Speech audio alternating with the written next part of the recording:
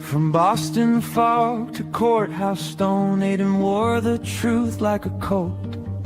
He dug through lies and copied files till the whole damn paper started to glow. He found the name of Officer John, found the edits, found the bloodless lines, found the hands that scrubbed the page and the grin they wore when they sold that lie. They said, let it sleep. They said, walk away, but Aiden kept the receipts in a drawer that shook all day. Never poke a turtle, never poke a turtle. Slow step, hard shell, truth crawls but it hits like hell. Never poke a turtle, never poke a turtle.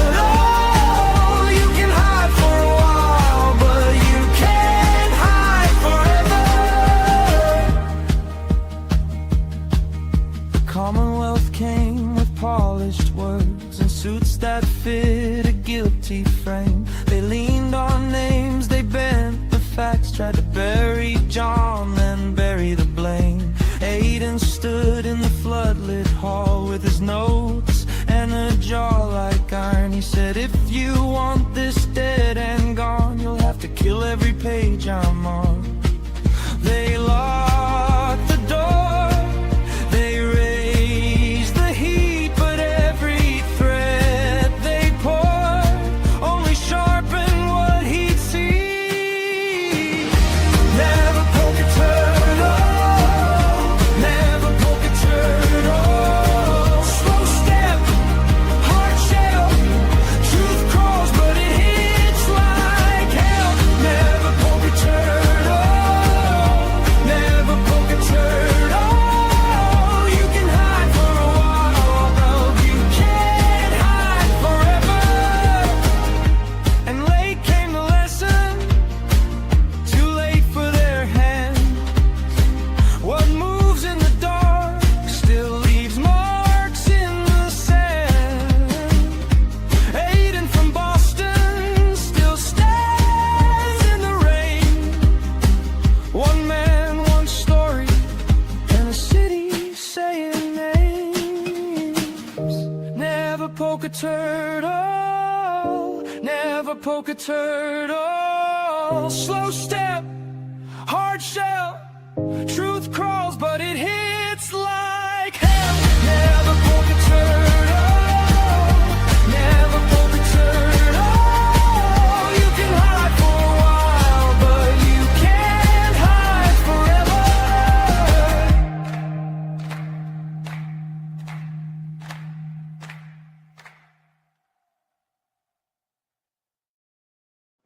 Good morning, everybody. Welcome to my world, I guess. Welcome to my channel, either way. Today we are going to be watching episode 591 of Aiden's show. But before we do that, some shout outs and some announcements and stuff for you guys to look out for this weekend, or the rest of this week and this weekend, including today. Shout out to Grant Smith Ellis and Michael Bryant of Justice Serve for all of their coverage yesterday. It was amazing. Thank you for giving us all of the updates and everything. Yesterday was in the morning was the anti-SLAPP motion to dismiss for both Aiden and Karen in the defamation lawsuit that the Ham plaintiffs / defendants, plaintiffs in that case, but so the motion to dismiss hearing was yesterday, the oral arguments. Jeffrey Pyle, Aiden's attorney, is fantastic. I'm thinking maybe probably not this week, but maybe sometime next week or next week during the fundraiser, which I am doing for Aiden next Friday, which will possibly start an hour early. I don't know yet. Things are still in the works. Don't know for sure if that's going to happen. I will keep you updated. Keep an eye on the community page. If there is a time change, if there isn't, it'll start at the normal 8 p.m. Eastern. However, if the guests that are possibly in the works do come on, it'll be 7 p.m. Eastern. So just keep an eye out for that.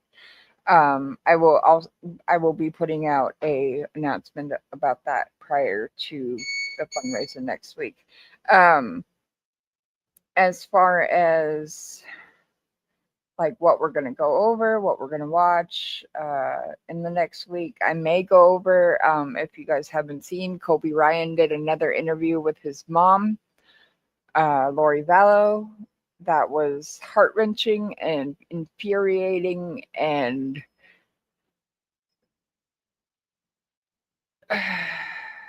but at the same time heartwarming to watch, because he did not hold back this time and got out a lot of what he's been wanting to say to her. So we may go over that next week. It was really, really good. Okay. So we don't know what's going to happen with the anti-slap stuff. So anyway, so in the morning was Karen and Aiden arguing their anti-slap motions to dismiss, and then in the afternoon at the federal court in Boston, the House defendants, as well as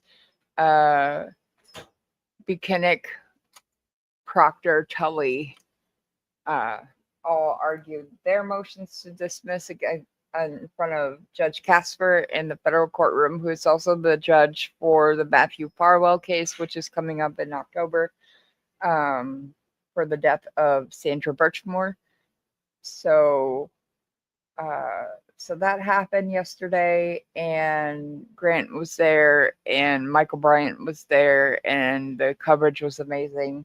So, if you haven't already, go give them Justice Served a like or a subscribe. Grant Smith Ellis will be on Justice Served tonight to tell his origin story. I'm saying a lot today. I'm sorry, y'all. Okay, so announcements. Other announcements. So I am a small channel, but I also like to, support other channels. So shout out to my girl Malin. She is doing a stream this afternoon. What? No, go.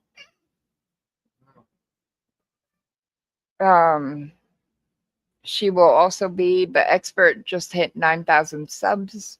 So he will be doing a 9-hour stream today. It actually starts in about 20 minutes. So go give him a sub, and go watch his stream today. On Sunday, on Common Sense Investigator, they will be doing a fundraiser for KY Maverick. He, if you don't know, is about to or is in the process of going through a lung transplant. So go support that if you can. I think that's it as far as, and also go sub to Malin. I am sorry, I don't know what her stream is about today. I don't see her, so let's see. Sorry, y'all. Let's see. She has been doing classes on ASL, learning to, do American Sign Language. Today is her stream is about the Detroit Purple Gang. Sounds interesting. This is her Public Enemy #1, her Mob series. And then Friday, she will be doing a stream about Bruce McArthur, Canada's worst serial killer, which.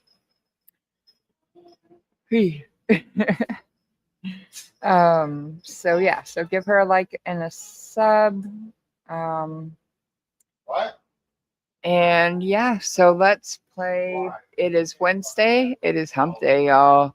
And let's play the Wednesday song and we'll go from there.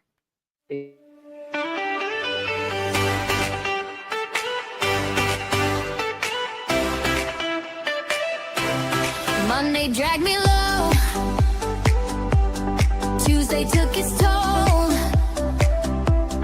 Now I'm halfway there.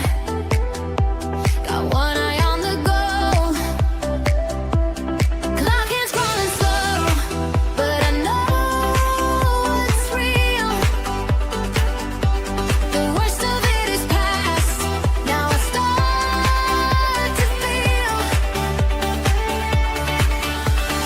Hump day, we made it through the gray. Hump day, the week bends my way. Halfway, I'm breathing out today. Hump day, we made it through the gray.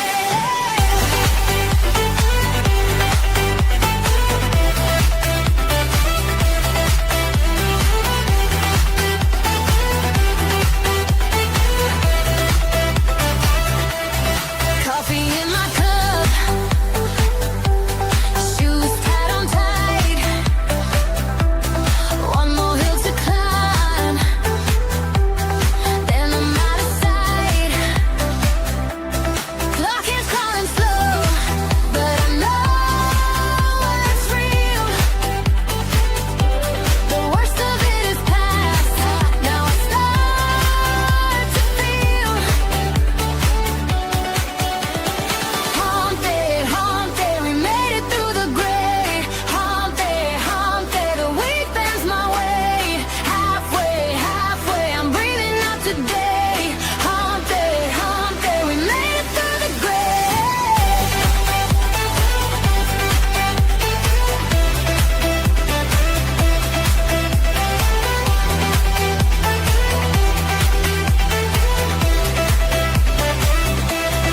Shake off the dust. Let the room say yes. I've been carrying weight. Now I do my best.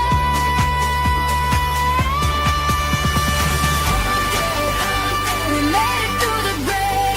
Hump day, the week bends my way. Halfway, I'm breathing out today. Hump day, we made it through the gray.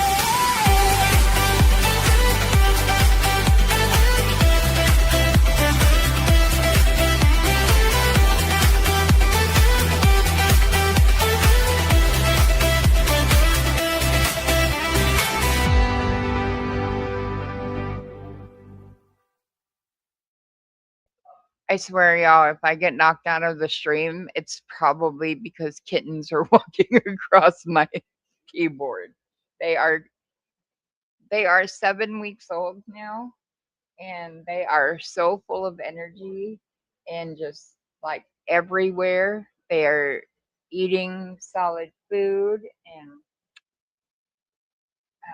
have so much energy. And thankfully, none of them have run across my face like the last 3 did. But while I'm sleeping, but pretty close. Anyway, so let's get into this episode of Turtle Boy Live. Again, this is episode 591. Call me Uncle Turtle Boy or Was not trying to play that yet. So the episode title is Eric Spofford going down ? Julie Mejia lawsuit and Canton updates. So I'm going to put this on 1.75 speed, and we will get into it. Oh, also, a little bit of housekeeping. Please like, share, and subscribe. Do all the YouTube things. Donations are never required. Always appreciated. Cash App, $ ANGM1984YT, Venmo at ANGM1984, or if you feel the need to buy me a coffee, which I need on a daily basis between the kittens and the kids, for at least another month. ANGM 1984. It's buy me a coffee /.com / // I don't know. I think it's / ANGM 1984YT. You can follow me on X at ANGM 1984YT or on Facebook at Angie Mead. That is my personal Facebook. I rarely ever post on it. So just a heads up for that. If you would like to just join my Discord or have a case that you would like me to follow, email me at angm1984yt@gmail.com, or you can send me a DM on X. All right, let's get to it. I really prefer Dr. Turtleboy because if Jill Biden is a doctor, then so am I. You can follow me on Twitter. My handle is at Dr. Turtleboy. It's DOCTOR Turtleboy. You can also follow me on Facebook. My personal account is Clarence Woods Emerson. You don't need to friend request. You can just hit the follow button. You can also follow the Turtleboy page, which is getting close to, I think, 25K. We just lost a page with 40,000. We don't rebuild. We reload. That's what we do around here. On Instagram, we are at Turtleboy_daily_news. We're on Reddit. And, I'm not on TikTok, but man, everyone's on goddamn TikTok. I said I'd never do TikTok, but it's just everyone's on fucking TikTok. It's horrible. But anyway, happy early Father's Day to all the daddies out there. Welcome. Hopefully you guys have big plans tomorrow. But if you guys are watching here right now, we got about 11 people over on the Rumble. I'm going to remind you guys that so many of our shows have been taken down. I think we're up to almost 600 shows, and we've lost like lots of them, dozens of the shows. They're just gone forever on YouTube. They've taken them down arbitrarily. Rumble takes down nothing. So please subscribe to our Rumble channel if you haven't already. Make an account. It takes 2 seconds.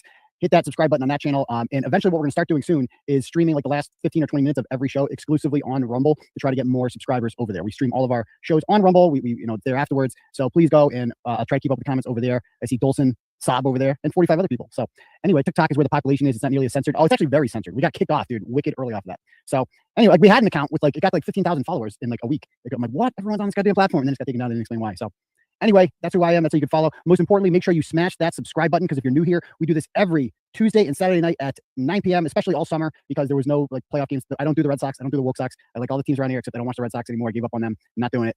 I just have no interest in it whatsoever. So I'll be here all summer at Tuesday and Thursday, Tuesday and Saturday at 9 p.m. On Thursdays, we do a thing called Turtle Club stream. Oh, crap. I was supposed to put the kids.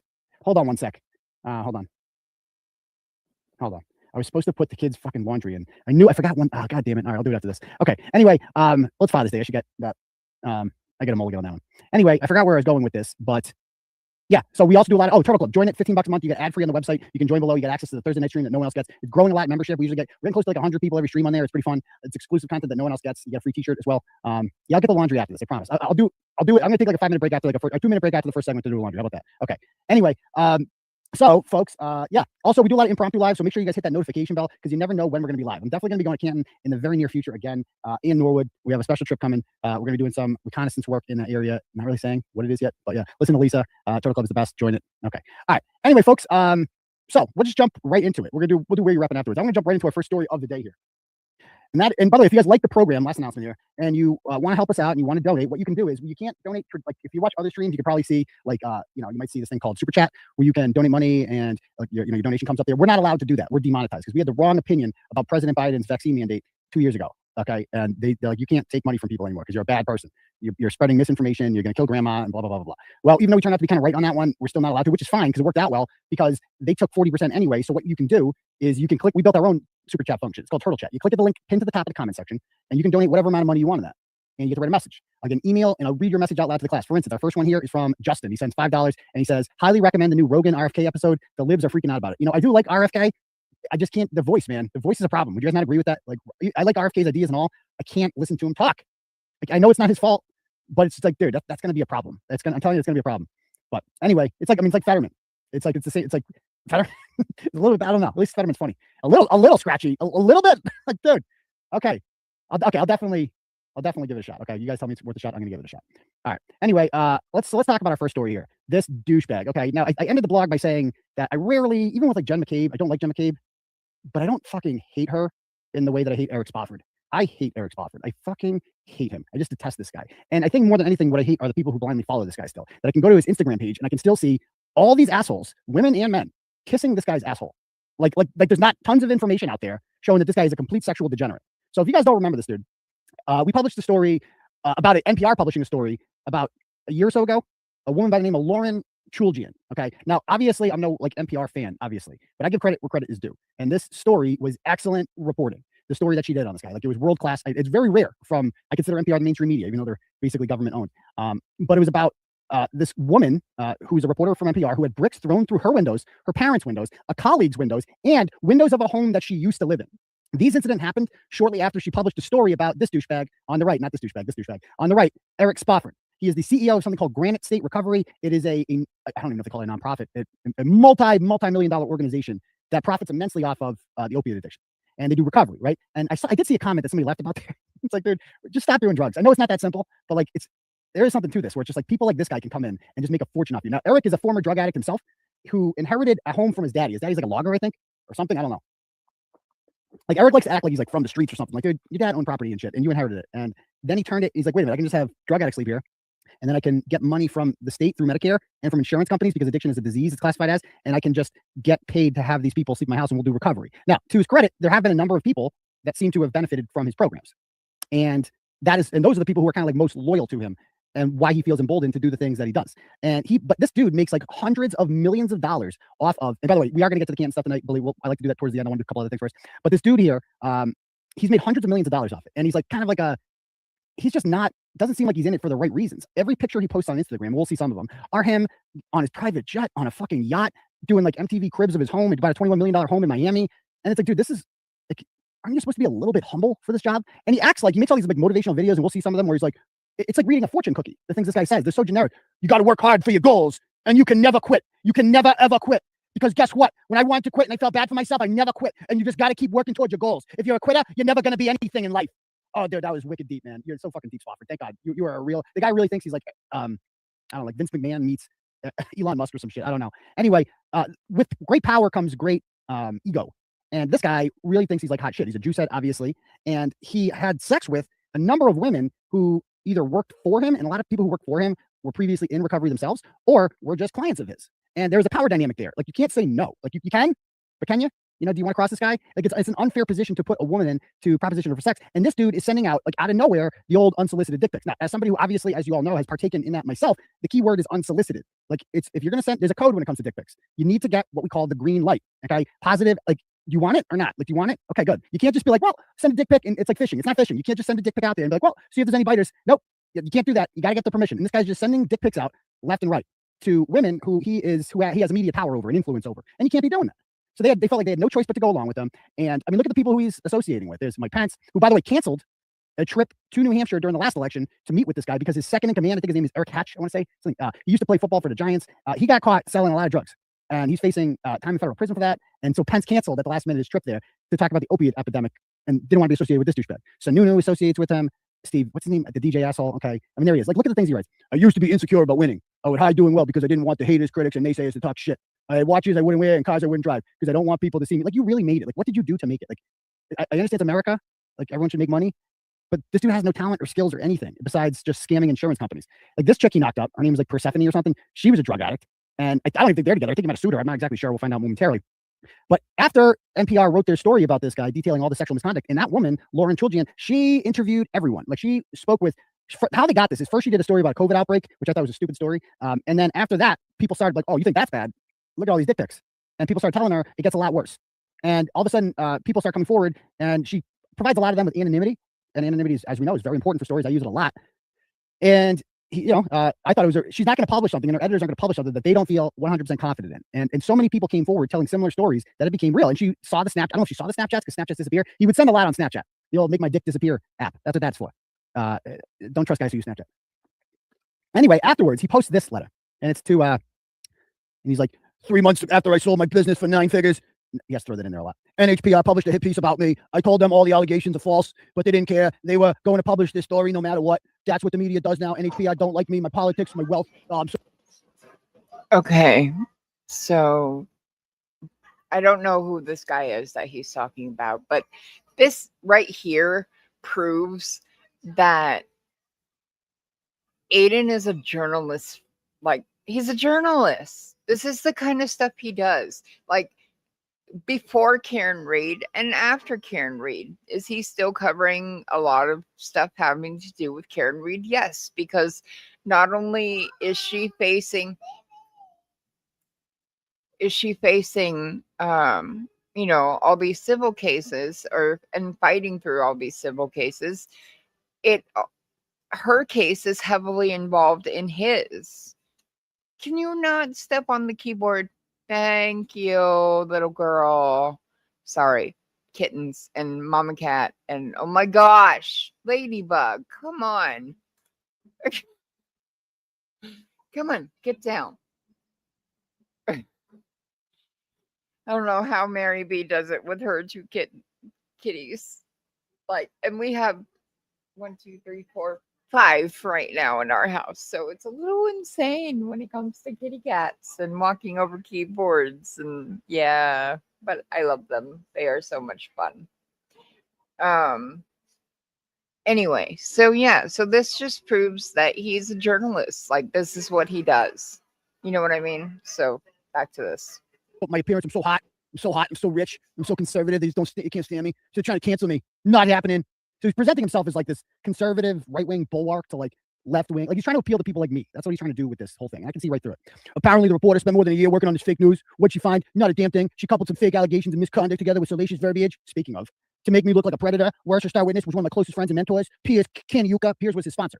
Piers and I had a falling out. Sucks with that slice, but I didn't expect him to spew a bunch of false shit about me behind my back to a reporter. So Piers left this dude, like a lot of people left him, because they realized this guy's in it for the wrong reasons. And he's shady. And women were coming to people like Piers and telling him, this dude's sending dick pics out. This dude's trying to be sexually aggressive with me. Like, what the hell? That's why he left. So he goes, so what that's all been, I've been working on since NHPR ran this crap. I've spent hundreds of thousands of dollars on lawyers to pursue lawsuits against NHPR, the journalists, and the sources of this article. And this is such, and he's not kidding. He literally spent a lot of money doing that. And this is such a threat to democracy and freedom. The fact that this rich prick, who has no reason to be rich in the first place, but got his fucking feelings hurt by the truth. Some people were brave enough to speak out against him. He's going to punish you by filing some frivolous lawsuit that a lot of people just don't want to deal with. And this guy Piers was one of them. And I mean, I'm not saying I talked to this guy before, but I mean, Piers, you got to step up, dude. I think it's a little cowardly what he did. He wrote this like false confession here, like that Eric uses. He made this whole goddamn confession about how NHPR had Piers' statement for more than a week, yet they won't publish it. They won't even include an editor's note admitting that key source of the story was not credible and effectively recanted. Since NHPR won't be honest, I will. So when my lawyers told Piers' lawyers that we were going to sue him for his defamatory statements, he negotiated a settlement in exchange for letting NHPR know the truth about his statements. They were all false. So basically, he's admitting right there that he's like, yeah, I went to Piers and I'm like, if you don't do everything, like this is extortion. If you don't do everything I'm telling you to do right now, we're going to sue you and it's going to be expensive and you don't want none of that. So why don't you just, here's what you're going to do. You're going to write a letter and here's what you're going to say in the letter. And then you're going to send it to NHPR and you're going to be like, and then they're going to retract the story. That's literally what he thought was going to happen here. But of course, NHPR, this letter means nothing to them because this letter reads like it's like a North Korean confession. And there's Piers. And like, who's buying that? Like, nobody's buying it. So they don't take it down. And he's like, what the fuck? What the fuck? And then he goes an alternative route that we'll talk about when One thing that I did and I was able to do very, very early on in my sobriety that set me apart from so many other people. And it's setting a vision. Oh my God. You have to have a vision. Oh, for fuck's your life. sake. Why?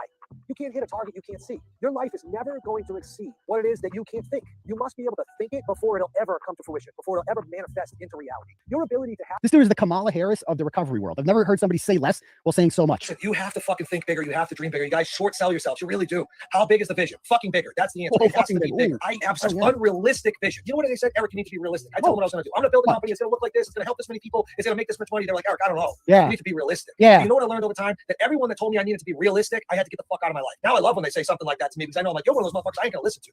But I need to surround myself with people like Dude, he acts like he is like a genius. Like, dude, you opened up a bunch of beds and you collect money from Medicare. That's it. That's all you do. Look at him in the classroom, like you string a bell. Look at this guy. Oh my God. So anyway, that fails. Like the attempt to get the story taken down fails. And so then this happens about a week later to the reporter's home in Melrose.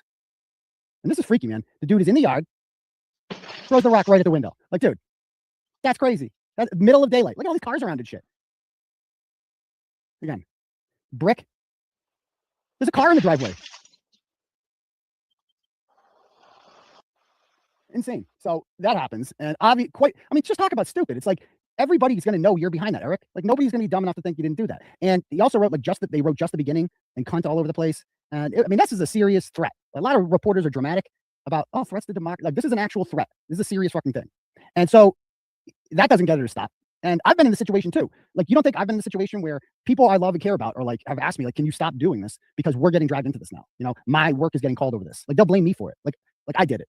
Like, if you stop, they'll stop. It's like, oh yeah, because that's I mean, it's just, there's a lot of cowards in this world. There really are. There's so many people that just don't want to rock the boat. And it's like, do you not stand for anything? Like, do you not stand for anything? Like, what kind of life is that to live? Like, you're going to die one day. And you're gonna be like, what did I do? Well, you know what I did? I avoided problems my whole life by just giving in and having no fucking principles. That's put that on my grave. I avoided problems my whole life by just not having any principles. Like that. That's it.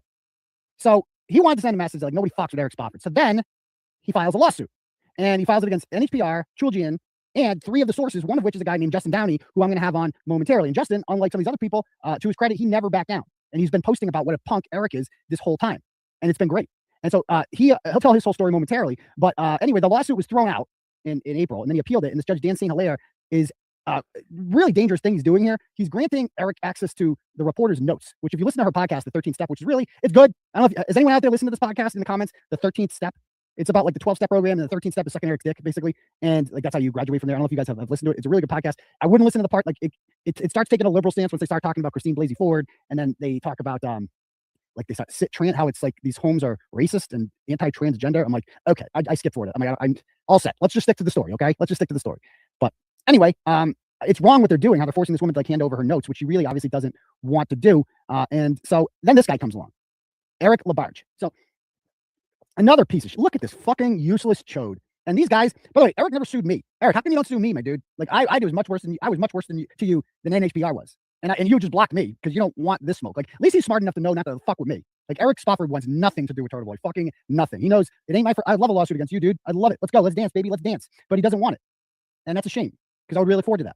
And then there's this fat fuck, this piece of shit, this neck. Look at this guy's neck. Gee, where'd it go? You can't see it. Eric Labarge. And he is a career criminal who's been to jail for choking bitches. You name it. Left and right, this guy's got Google trophies. He's a former addict himself who now owns 7 recovery homes, because that's what you do. You just open a bunch of homes and you put drug addicts in beds, and then the Medicare checks start coming in. And this dude got arrested last year, 2 weeks after the incident, because he kicked the shit out of some guy. He's on video, like pile driving him like Zangief in Street Fighter, and kicking his face in, and I think it was an abandoned parking lot. And then he makes this post it. Look at these dudes, tough guys, big tough guys. There they are at Sununu. Following program was provided. Foxy's came around. Right. Prison in my story. Mhm. I went to prison fairly young. I went to prison when I was about 19 years old. Mhm. I was a full-blown, coke addict. Yeah, you're real recovered now, though. Okay. And so he writes this whole post about how he beat the shit out of the guy, but it was all self-defense. The guy was trying to kill him. And my comments, and all these people are in the comments blowing this dude about, he helped me get sober, blah, blah, blah. He's such a great guy. And then I commented on it, and I'm like, I go, again, the guy who got beat up threw a rock through a reporter's window after being paid to do so. This is how they make sure he keeps quiet. That was my guess about what this was. And as it turns out, it appears to be true, because the FBI finally yesterday announced that they are arresting 3 people for this. And I'm glad, because this, like they said, the freedom of the press, I'm glad that is what they're talking about with this, because that's what this is. This is a threat to the First Amendment. That's what they're trying to do here. Use the threat of violence to keep people from speaking out. And I thought these names were made up when I first read them. I mean, look at these goddamn names of the people they arrested. Dude, his name is Tucker Cockerline. There's Tucker Cockerline. It's bad enough when your last name is Cockerline. And then, like, your son, that's your last name. You're like, fuck, my son's gonna be a Cockerline. That's bad enough. But you know what we'll call, what your name is? Tucker. Like, tuck your cock in. Tucker Cockerline. They hired this guy. And the other guys' names that got arrested are Michael Wasselchuk and Keenan Saniatin. And they all get charged with this. And I don't even give a shit about these 3. These 3 mean nothing to me. They're just career criminal assholes. They've been arrested for a million things. They were seen on video outside of her house. They got him with that. They got him on Methuen, Home Depot, buying the bricks. There's Wasselchuk. He's the one that threw the brick that we saw in the video. I mean, these guys are just junkies, and they will do anything to get high. And I guarantee you that they were paid to do this. Oh yeah, I'm sure they just randomly hated this woman, right? That's the way that Spofford makes it seem. All these people are real loyal to me, so they got my back. But come on. Obviously, I will bet you $1 million. They were on the phone, by the way. They got him on the phone with Labarge. He's subject 1. Subject 2. Subject 1 in the FBI's report is Spofford. And these guys are all tied together. And I can't wait until they start going down. I can't wait until they get these guys to start talking and Labarge to start talking and Spofford goes down for this. Because I don't know what made this asshole think that he could get away with this. But it's his own arrogance, because he's just so used to, when you have money, you just think that you can get away with anything. But he's like most people who have money got that money because they're a little bit smart. Eric Spofford is a full-blown retard. Like, there's no other way around it. So anyway, we're gonna bring Justin on now. Justin was the guy again that did not back down and got sued in the process. And I think he's still being sued by us. We're gonna bring him on now. Hey Justin, how you doing? You there? What's up, Aiden? How are you? Can you hear me? Are you there? I can hear you now. Can you hear me? Yeah, can you hear me? Yeah, we're good. So thanks for coming on. Okay, we're struggling. We got a Suzanne thing here. You there? Yeah. Okay.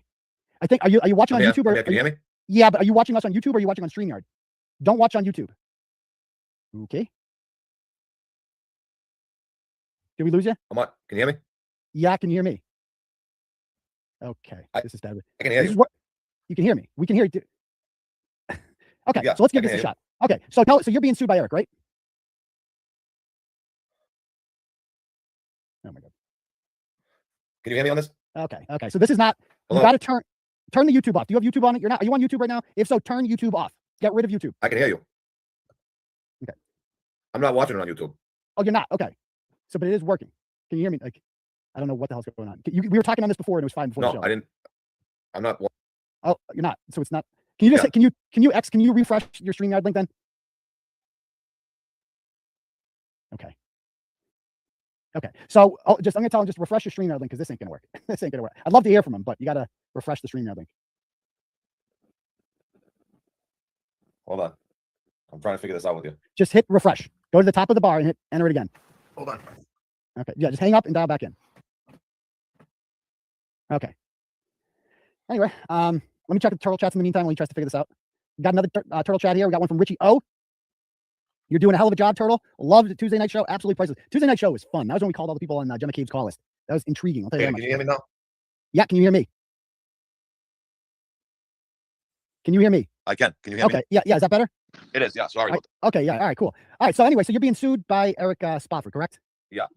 And so you had it thrown out, and are you still in it? I'm still in it because he amended the original. He amended the judge's finding for it getting thrown out as defamation, and then he tried this other motion that he's doing now with requesting, the minutes, I guess you would say, from the court so that he could hear. So he's trying to determine that this lawsuit was put forth on malice. Yeah. And, yeah. So that's where it's at. But it already got thrown out. And Now, you had to pay for your own attorney for this? Well, fortunately, the people do it. Yeah, what I was doing was the right thing. I got a pro bono lawyer for this.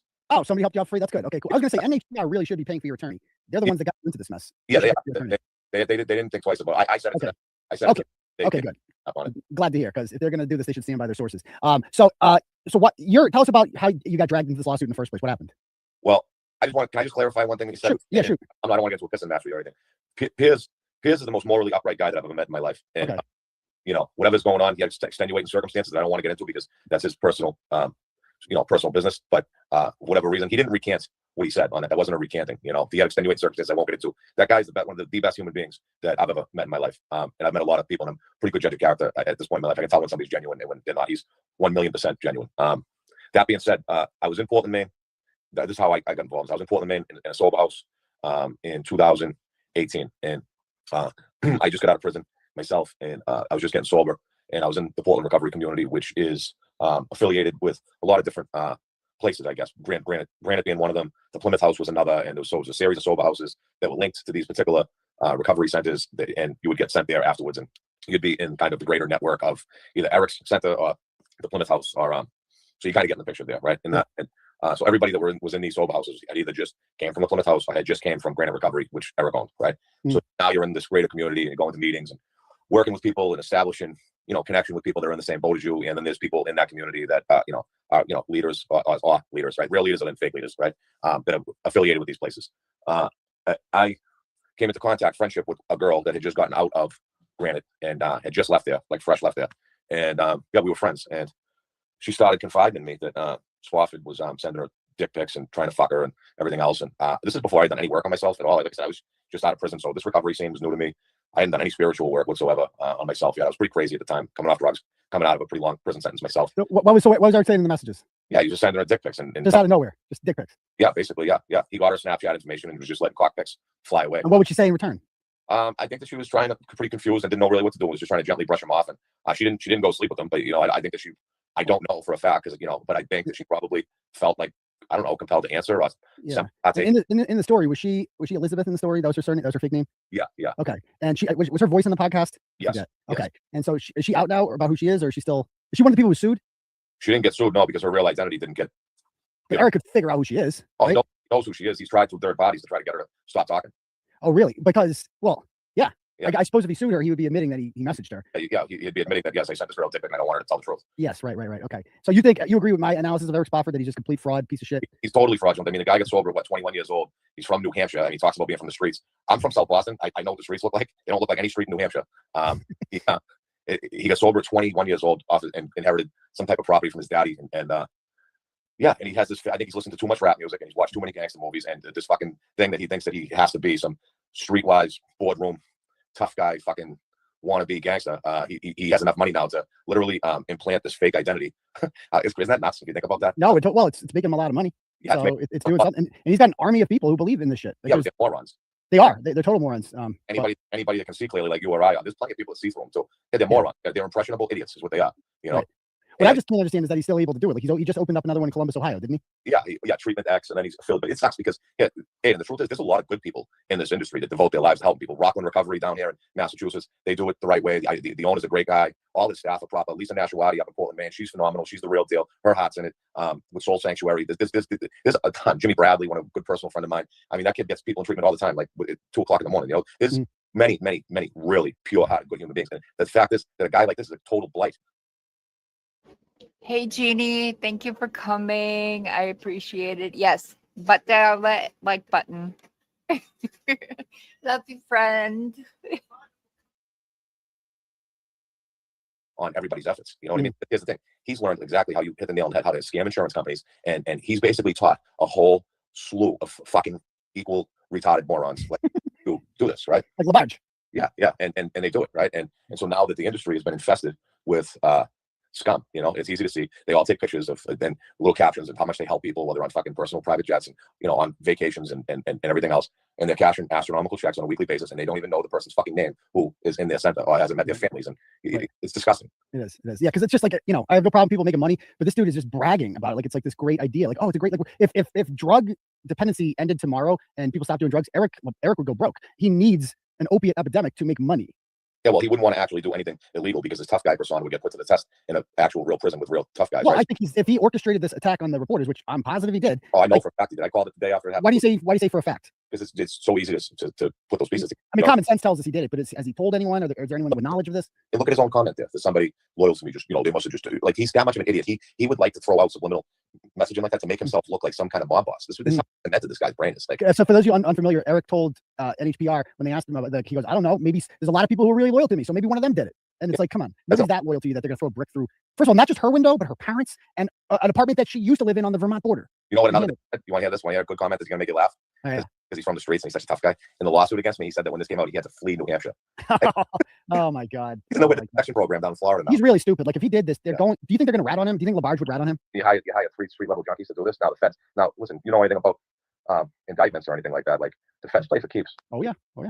Their target is not 3 junkies. That's not their target. But when they come, their whole purpose is to build a bigger case and to create. Right. They have a 92% conviction rate for a reason, right? Yeah. By beating them in court. So 1,000%, they're going to lean on the 3 of them. None of these 3 idiots are going to go do 5 to 10 years in a federal prison. Well, they might give up Labarge if Labarge was their contact. But the question is, will Labarge give up Spofford? I don't know. You know, because he will. Because Labarge has a long and documented criminal past. He gets a charge like this, he's going away for life. Like he's not getting out unless he rats. I don't want to assume what anybody would do, but I don't think that he's going to do 20 years for Eric Spofford. No. Yeah, he might. He might. Like they fucking worship that guy. Like they fucking worship the ground he walks. I mean, think about it. He literally organized a bunch of people to do this in defense of Eric Spofford. He didn't have to do that. Why did Eric Labarge even need to get involved in this? Well, I mean, Eric actually, I don't know. You know, probably to please him, to show the master, like, look what I'll do for you. I got your back. Yeah. That cunt's gonna think twice about reporting news ever again. Fuck her. I'm sure that loyalty will go away with a 20-year sentence possibly looming over your head. Well, I hope so, because then this dude, just his arrogance alone offends me. Like what he thinks he can get away with. I mean, they're clearly saying it in the paperwork. He's subject 1. The feds are looking in on this. Yeah, he's subject 1. Yeah, it's never good when you're called subject 1. No, so they're already basically telling you that they're building a bigger case. Right, you know? right. I guarantee you that I mean, you called it a year ago. I called it 2 days. I just don't have a platform like you do. You know, I would be very, very safe to say that the 2 of them are going to be getting arrested pretty soon for this. That would be fucking phenomenal. Because, like you said, he's in big fuck. Like you can't do that to a reporter, especially an NPR reporter. Like they're not a woman. Like you can't terrorize. The feds are not going to fuck around with that. They're going to make an example of him. That you notice to terrorize a woman, right? That too. Well, they have that's his history, right? Sexually assaulting women, degrading women, right? Calling women liars. Now you're assaulting women. You can come after me. You know what I mean? Yeah, that's true. That's a good point. Well, he's suing you, but he's not coming out. He's not threatening you or whatever. Like you're right. He preys on women. Do you know the woman that he had a kid with, Persephone? Like I don't know. Is he going after her too? Yeah, they're having something because of this. Yeah, but I don't. Didn't he accuse her of being a source? I don't even know. Yeah, but it just imagine that to the mother of your children. What the fuck is wrong with you? look at the quality of his character. Could you or I imagine doing it? No, but look at his. No. You saw that video that you just showed was him doing a live feed on a yacht with a lion's head fucking chain. I mean, are you kidding me? I mean, dude, it's like he acts like he's like, you know, Elon Musk or something. Like, you own recovery homes. Like, that's not a product. That video, just the lion's head chain, is really. The lion's head chain, yeah. So, That- yeah. All right. Well, I'm gonna move on to the next story, but thank you for coming on. I appreciate it. Yeah, anytime, no problem. All right. Have a good one. Bye. Bye. I'm gonna read a couple turtle chats, and then I'm gonna do my laundry real quick, and then I'll play a video. So we got a turtle chat here from Tish. Says $10. Says $10. Says put clothes in dryer now, so they don't smell. I gotta put them in the wash first. And then we got another one here from Jack. Jack sends a hundo. Thank you, Jack. He says, correct me if I'm wrong, but if Lally said that Jen Googled dying cold at an earlier time than the data shows, doesn't that argument make it stronger case of premeditated murder by Jen? He said it reloaded a tab from earlier. She doesn't have a time. I don't even understand what he said. I think he said that she Googled it at 6:24, and that's what he was referring to. He offered no evidence to back up. I don't know. I just call it Lally-splaining. It makes no sense at all. And good luck trying to make sense of it. Like, the dude's just making shit up as he goes along. Okay. Let me play. I'll be right. Let me find a good video I can play for you while I run along and do my. I gotta go I was supposed to put my clothes in the laundry. I need like a 2-minute video to play here. Is there a good video? They want snipers on the. I don't have snipers. Oh, okay. That's what I'll play. Snipers on the roof. How about that? Snipers on the roof. What's that? Gianetti's urine stash. Gianetti's. Let me send the link to that. I'll play that while I go do that real quick. Hold on. A clean urine stash. That's right. Sniper on the roof. Sniper on the roof. Can you send it to me in a DM on Facebook so I can play it? All right, hold on. They want snipers. Yeah, I got that. Hold on. Man, clean urine stash is really going after this fat chick. Where's the Gianetti videos? Clean urine stash. Sniper on the roof. We got to play a Gianetti video. Anyone got it? Come on. Somebody send it. Come on. Hook me up. People should always have a bag of clean urine. I brought Gianetti up at the deposition. We're going to get to that in a moment. They want, yeah, I got the text. They keep getting this text. They want snipers on the roof. Somebody needs to send it to me. I'm running a show here. Thank you, 7-pounder. Okay. Got it. All right. Thank you. Wait, 7-pounder, you sent me a link? You sent me a link to the fucking show, 7-pounder. Are you fucking kidding me? You sent me a link to the fucking show that we're watching right now. I was about to thank you, and then I get a link to the fucking show. Why would anyone, like, you gotta be kidding me. Okay, let's see if this one works out.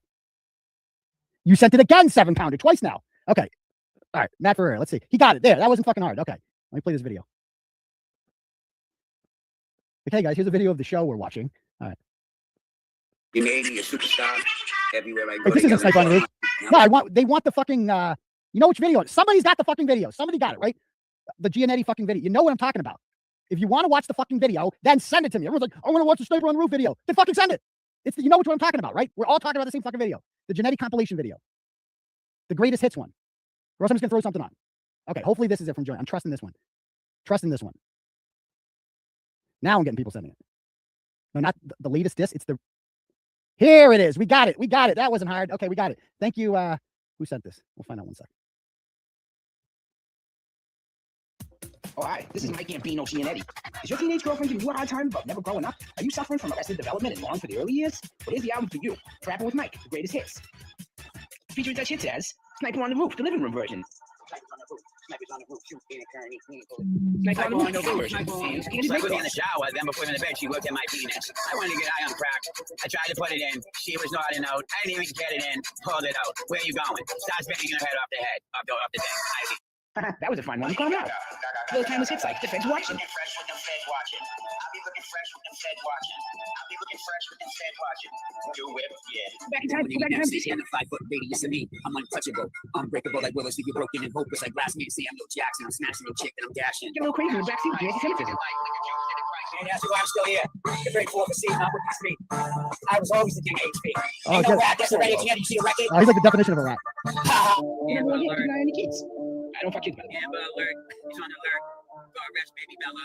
You hacked on my phone and took a picture of my dick? Oh, really? Oh, now we're throwing in the bathroom version. Sniper on the Roof. And of course, Sniper on the Roof, kitchen version.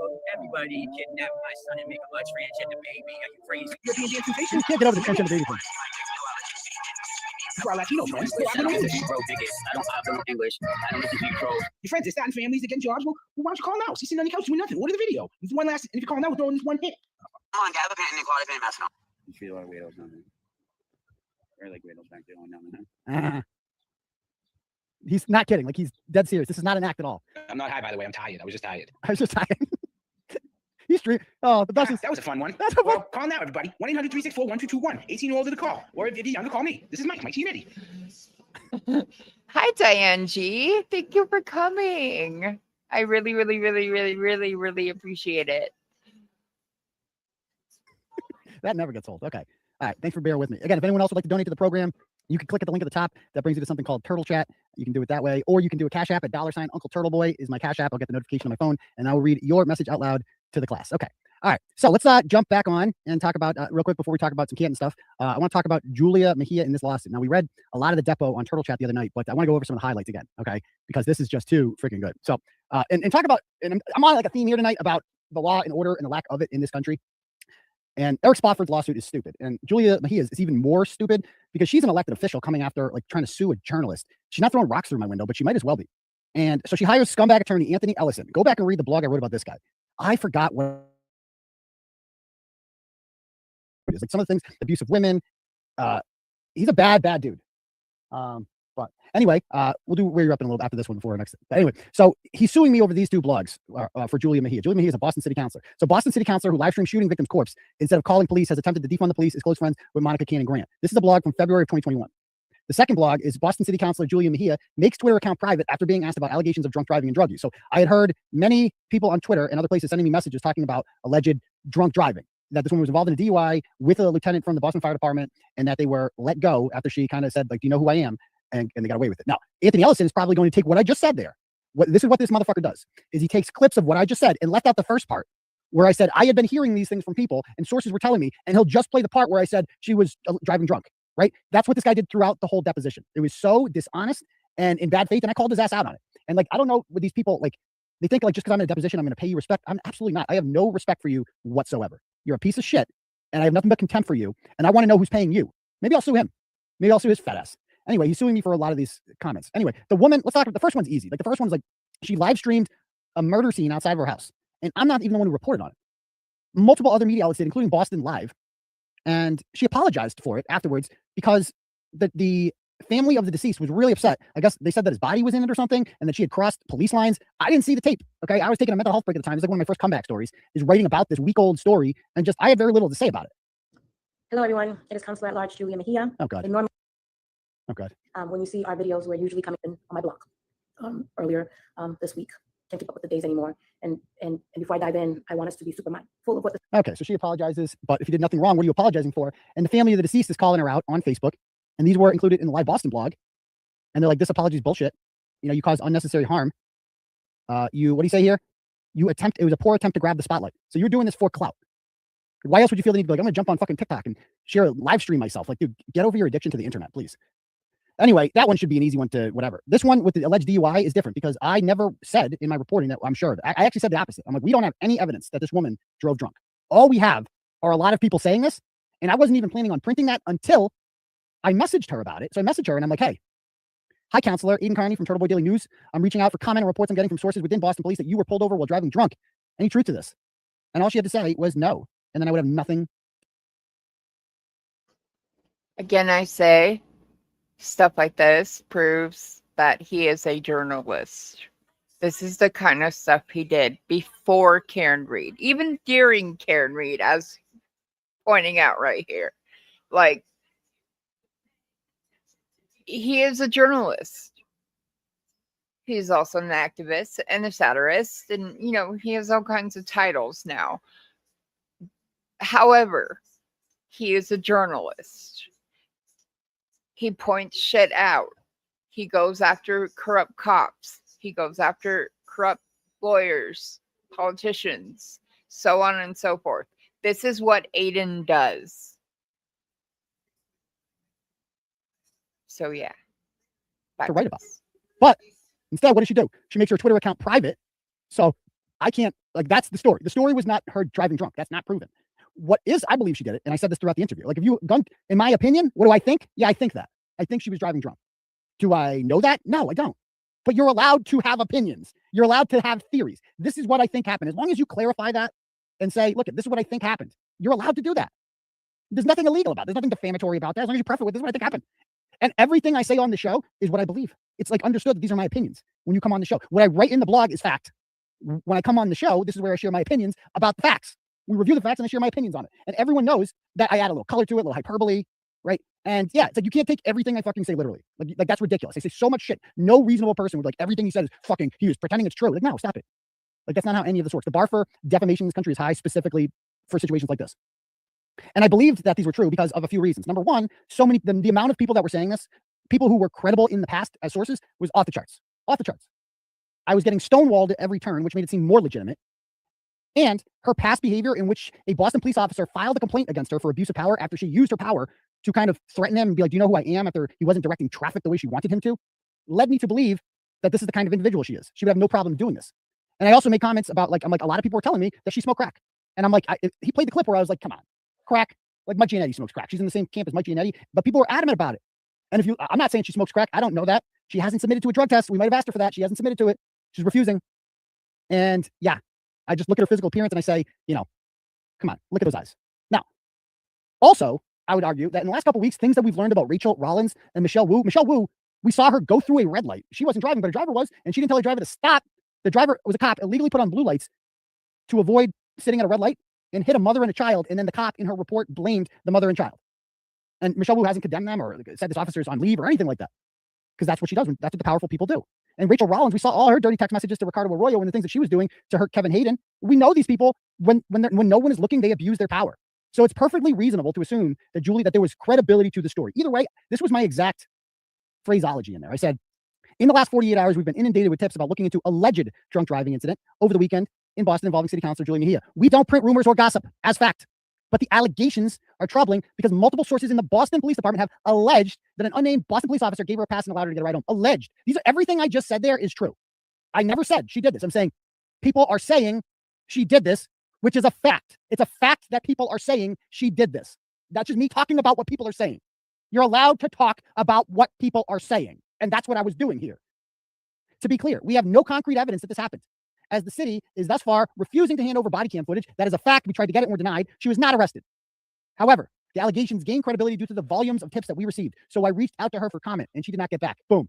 That is stellar phraseology, stellar reporting. That is how you stay within the boundaries of libel law. That's how you do it right there, folks. Take notes. Now, I get in there and this dude's immediately like talking about my personal life, asking about kids and shit. Like, okay, creeper. He wanted to know the names of all of you people donating. Like, oh, I want to know the names of all your donors. And I'm like, yeah, well, that ain't happening. That's not happening. Like, you want 7-Pounder's name? Okay. So he wanted all that. I'm not going to do that. He asked me what type of audience I'm trying to attract. And so I'm like, people who seek truth. Yeah. Okay. As you define truth, correct? I'm like, no, not as I define truth, the truth. So we're trying to do what's called anti-slap. Anti-slap laws basically give defendants a way to quickly dismiss frivolous lawsuits, known as strategic lawsuits against public participation.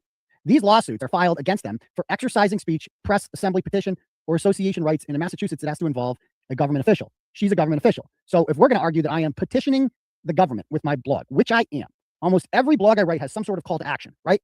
And the call to action with Julie Mejia is vote her out. There's nothing we can do. There's no petitions to sign, nothing like that. Vote her out, Boston. Like, that's my pitch here. A woman like this should not be running the city. Like, Boston deserves better than this. And so he's all asking me about, like, well, have you ever stood up in front of the city council meeting? And you go and you get potential voters or residents of the community and have them sign on to your concern and then file that with the government. I'm like, yeah, we call those elections, dude. Okay. Like what you described there is called an election. But okay. He tried to trip me up and get me to admit that Mejia didn't hear the gunshots outside her house. But like, how do you not hear gunshots? And everything I reported came from Boston Live. Like everything I copied and like this screenshot came from Boston Live. That came from Boston Live. This is Julia Mejia apologizes after live streaming crime scene. That's Boston Herald. Like she did all that. Boston Live published all of this. And they stand by it. They're not suing them. That's interesting. So I quoted it and I simply commented on it, and I have the right to do that as much as she wishes that I didn't. So throughout the depot, we kept playing out of context clips. You know how they do. Like when they play that clip of me saying, oh, go and kill yourself. Like they don't play the whole fucking thing. Like they don't hear what happens after when he's like, I'm not suicidal. I know it now. I'm going to do it just to get revenge on you. Okay, then do it. They never play that part. They always play the go kill yourself part. Okay. Anyway, so a couple interesting things that I also learned here. I'm going to skip through a lot of this. Go read the blog if you haven't already. It's pretty wild. He tried to get me to admit that Boston Live was not credible because they're conservative. I'm like, okay. He's asking me like, he goes, do you know who funds Boston Live? What? Like, do you know what their mission statement is? I'm like, what is this? The Boy Scouts of America? No, I don't know their fucking mission statement, nor do I give a shit. They printed something that was true and I commented on it. Calm down. And trust their reporting, okay? How ironic is it that we're watching this episode when he's talking about anti-slap, given the hearing yesterday?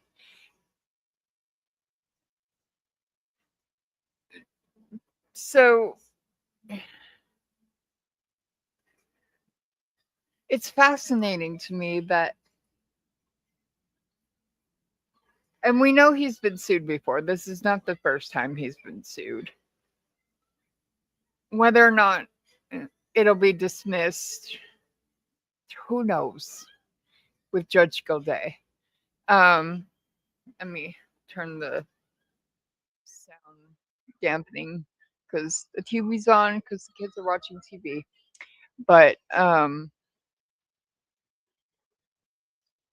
yeah, so I know.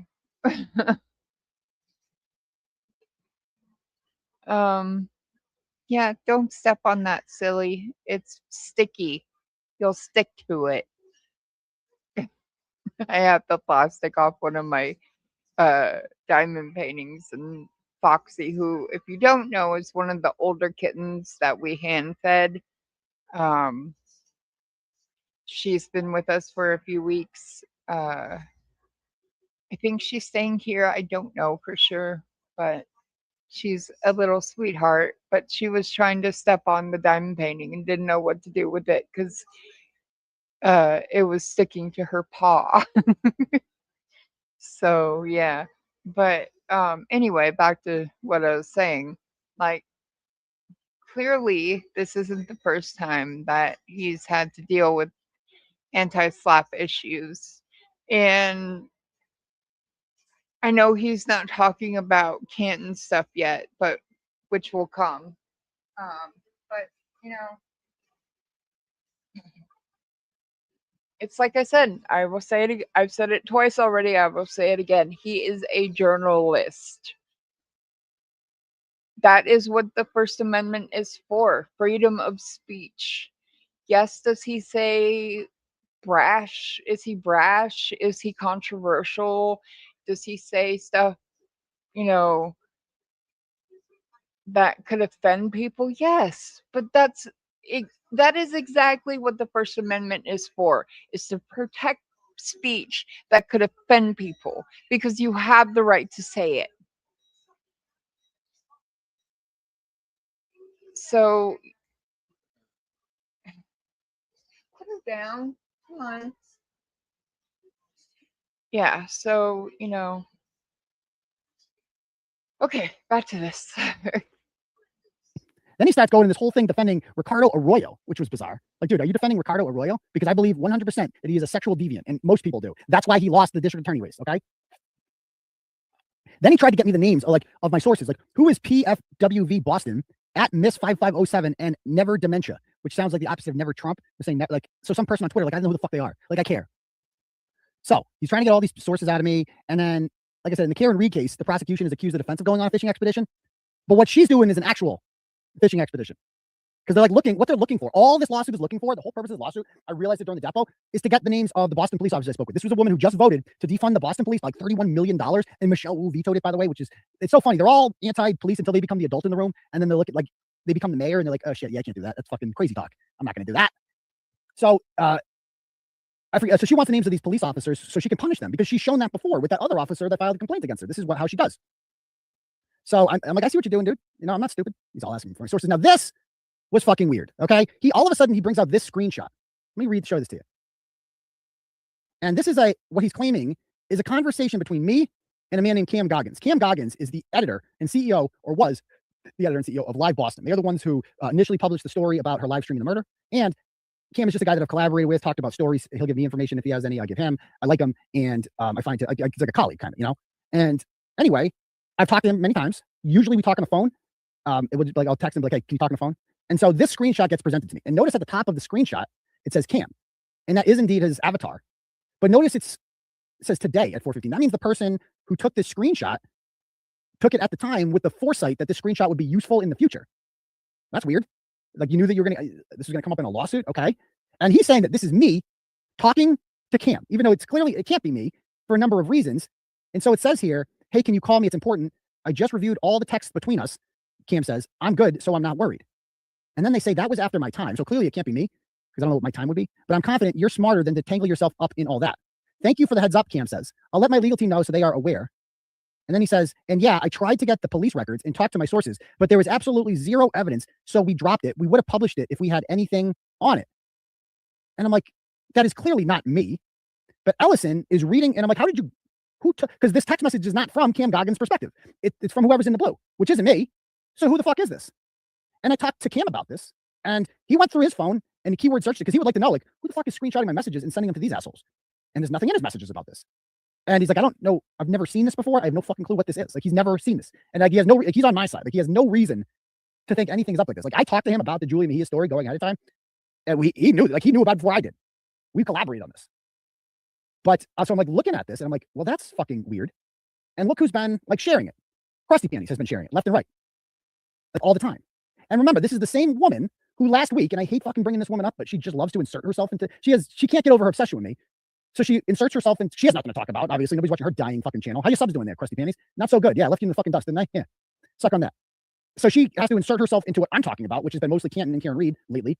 And we know that like a couple weeks ago, she sent me an email that I read on the show. And I specifically said, I don't know if this is legit or not, but here's an email I just got. So I read the fucking email out loud and I'm like, wouldn't this be crazy if it's true? And the email alleged that Colin Albert was like selling drugs out of D&E Pizza. And I even said, I find that a little bit hard to believe that D&E is a fucking front for drugs. I find that a little far-fetched.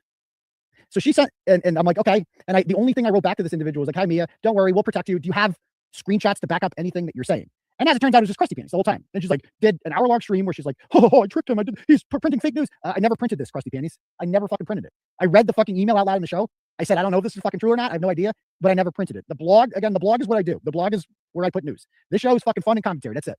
And I'll usually come to a disclaimer. I don't know if this part's true. I don't fucking know. But the blog, I will not publish something if you can't back it up.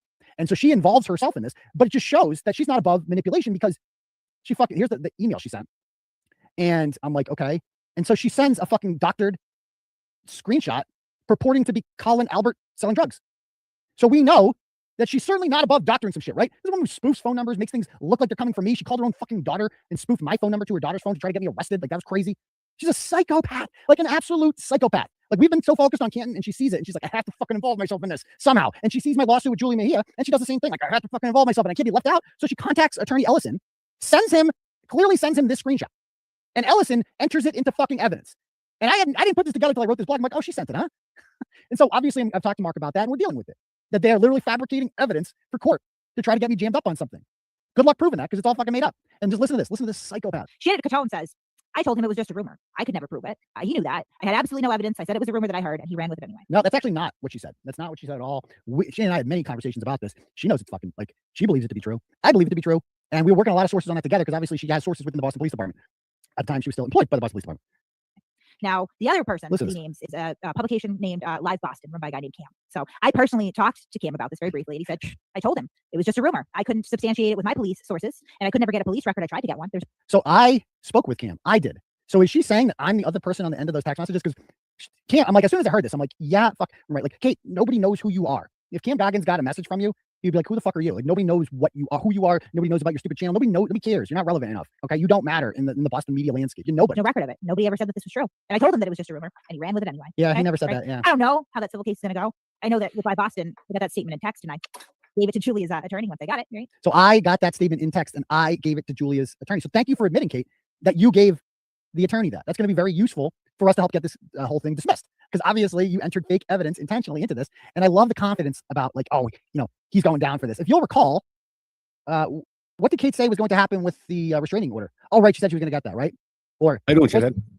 You know, right now I am on alert to make sure that a tiny sex goblin does not come and snatch my fucking kid because he just violated the restraining order that was just, I believe, served to him either yesterday about.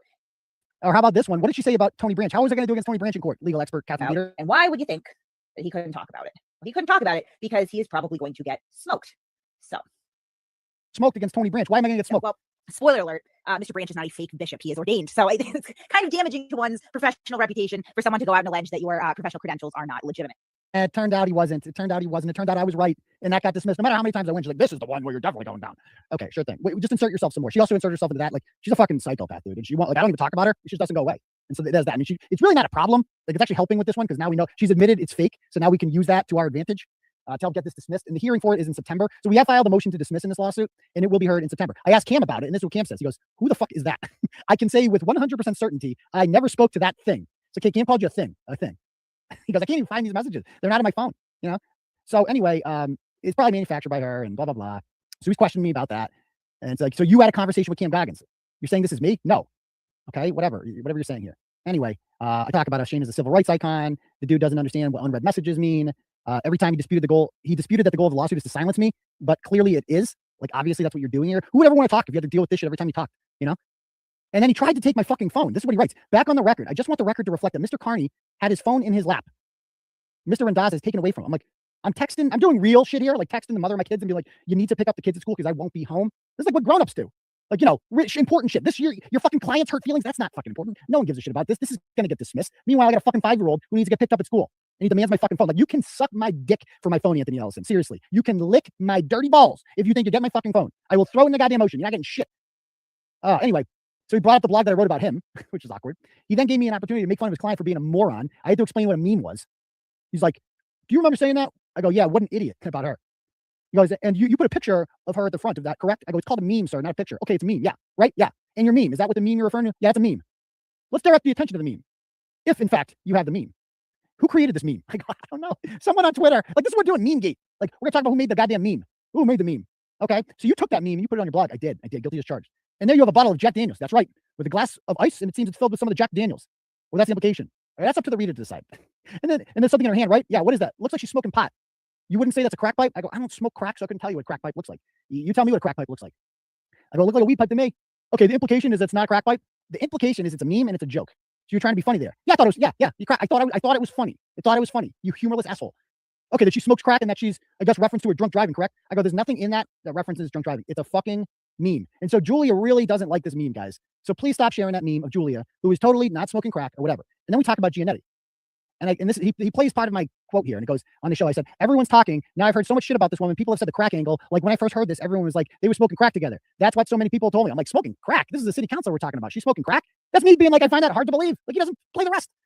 Yeah. I go, that's your voice in there? It is. He goes, who's Mike Giannetti? I'm like, Mike, how the fuck are we talking about Mike Giannetti? Like, Mike Giannetti we're talking about? Okay, let's go there. But who is he? I go, he's a crackhead. But who is he? And why would people know him? Because they watch Turtle Boy. He's a famous crackhead. I don't know what to tell you. Because I've done many blogs about him, and he's like an infamous crackhead. Is he a public official? No, he's just a crackhead. This is a fucking deposition. We're talking about Mike Giannetti. I'm like, he's just a crackhead. It's Mike Giannetti. If I had to explain the humor of Mike Giannetti being a crackhead, we're just not on the same wavelength, my dude. He's just a crackhead. I don't know. He goes, why are you making relations with him and Julia Mejia then? I'm like, I go, did you hear what I said on that? No, I said what I'm saying that on there, that I was initially expressing disbelief that a city councilor would be smoking crack, because up until that point, I was under the impression that only people like Mike Giannetti smoke crack. Okay, you have no firsthand knowledge that Julia Mejia has ever smoked crack. I go, I believe she does. Okay, what gives you your opinion? I don't know, her look. So what about her look? She looks deteriorated, like she's rapidly deteriorated. Okay, she looks noticeably older, and not like a noticeable 3-year aging process, like way older. She's got large bags under her eyes. She looks constantly sick, and she just looks like she's on something. I don't fucking know. It's an opinion. You're allowed to have opinions. I don't know for sure she's on crack, but he goes, do you know people are on crack? Yeah, Mike Giannetti. Do you know him at all? No, I really don't know him personally.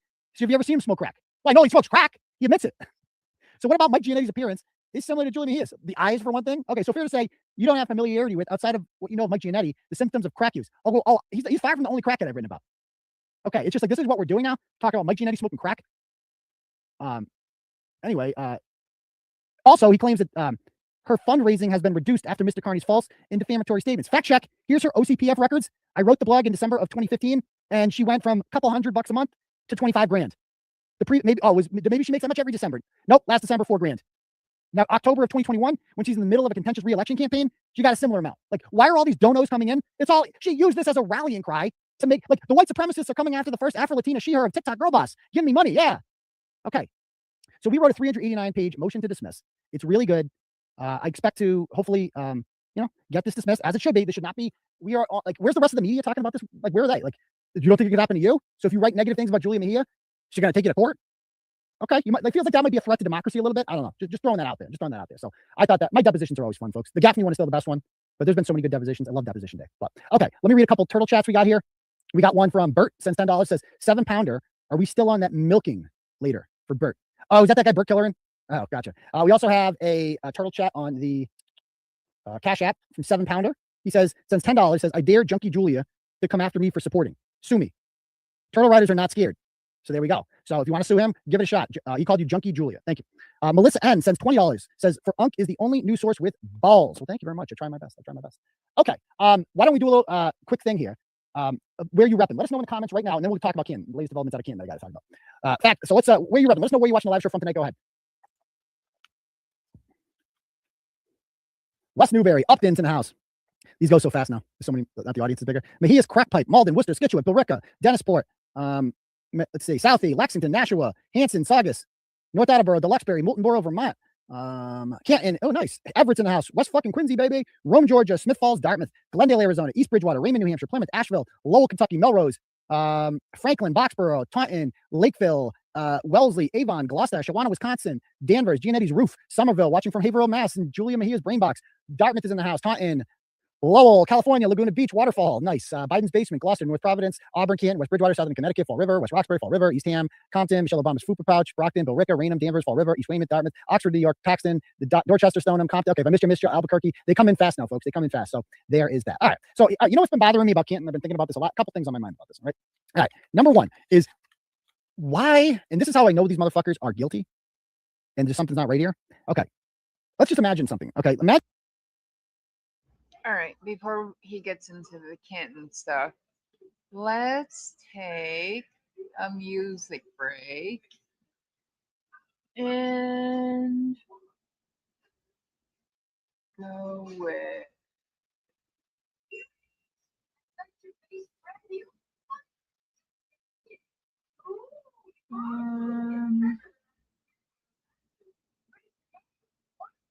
this is the other version of Never Poke a Turtle. Here we go.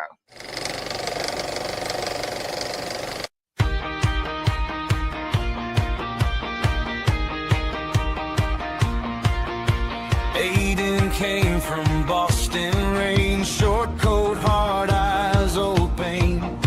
He kept his notes in a warm back book and followed every crooked look. John was found, the city froze, blue lights flashed and the story closed. But Aiden read what the papers missed, a name in smoke, a hidden fist.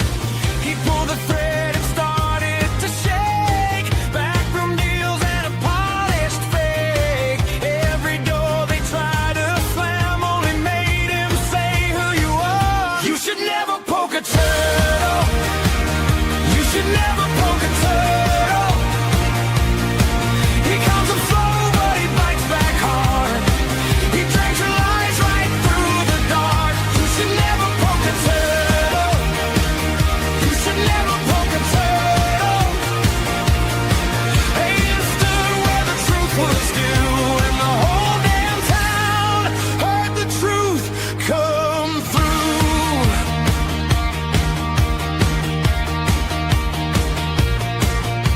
The Commonwealth made quiet calls, sealed up files and marble walls. They smiled while they cut the wire, tried to drown him in the fire. But he named the hands, he named the night, named the way they killed the light. John's last breath, the false reports, the county shook in hidden courts. They fed him threats, they sold him fear, tried to make his shadow disappear. But every lie they dressed as law only fed the beast they saw. You should never poke a turtle. You should never poke a turtle. He comes up slow, but he bites back hard. He drags your lies right through the dark. You should never poke a turtle. You should never poke a turtle. Aiden stood where the truth was down, and the whole damn town heard the truth come through. In the room where thin and cold, one man loud, 100 sold. Aiden looked them in the eye, said, I wrote the names, I won't lie. No gold badge, no velvet shield could bury what the paper revealed. John was gone, but the mask broke loose, and every coward swung from the noose. You should never poke a turtle. You should never poke a turtle. He comes up slow, but he bites back hard. He drags your lies right through the dark. You should never poke a turtle. Never poke a turtle.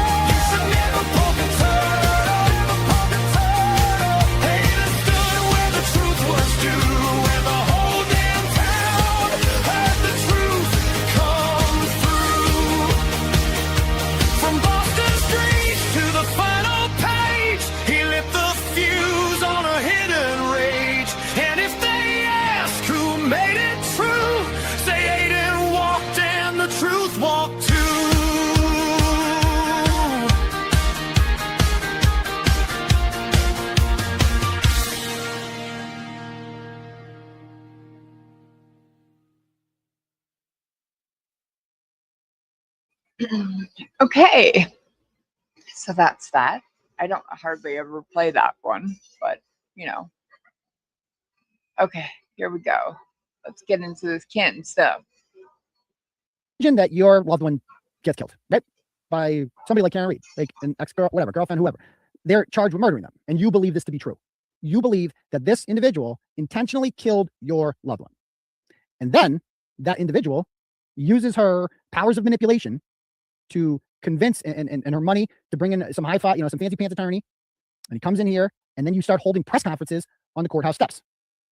This person who killed your loved one, murdered them. What would you do? Seriously, I'm curious in the comments. What would you do? How would you react to that? If somebody that you believe killed your loved one started holding press conferences and getting cheered on the courthouse steps, what would you do? It's a genuine question. I'm looking for people's reactions to this. How would you react to this? Let me read that. Love watching you on TikTok. Well, thank you, Kelly. I'd be furious. What else would you do? What would you do? You go at them? What would you do? Not sure. People saying kill them. This is what I'm thinking. I'd hold my own press conference, right? Like that's what my mom would do. I think about what my mom would do. If I was killed, if I was murdered by someone, right? And the murderer became like a cause célèbre. I don't know about you people, but my mom wouldn't put up with that. My mom would be like, okay, we're having our own fucking press conference over here, and we're going to speak truth to power. We're going to call this fucking killer out, this murderer out, right? Like that's what anyone would do if they really fucking believed that woman killed their loved one, right? Wouldn't that be a normal reaction? You'd be like, no, this woman is a fucking killer. She did this. How dare she fucking disrespect his legacy like that? She did this to John, and then she has the audacity to blame us. Wouldn't that be a normal reaction if you truly believe they did it? But they don't. And that's why I'm like with the O'Keefes, like enough of the fucking pity party for these fucking people. Like enough of this shit. Their fucking loved one dies, and this woman is out here holding press conferences, and you're just going home. You don't have a fucking thing to say.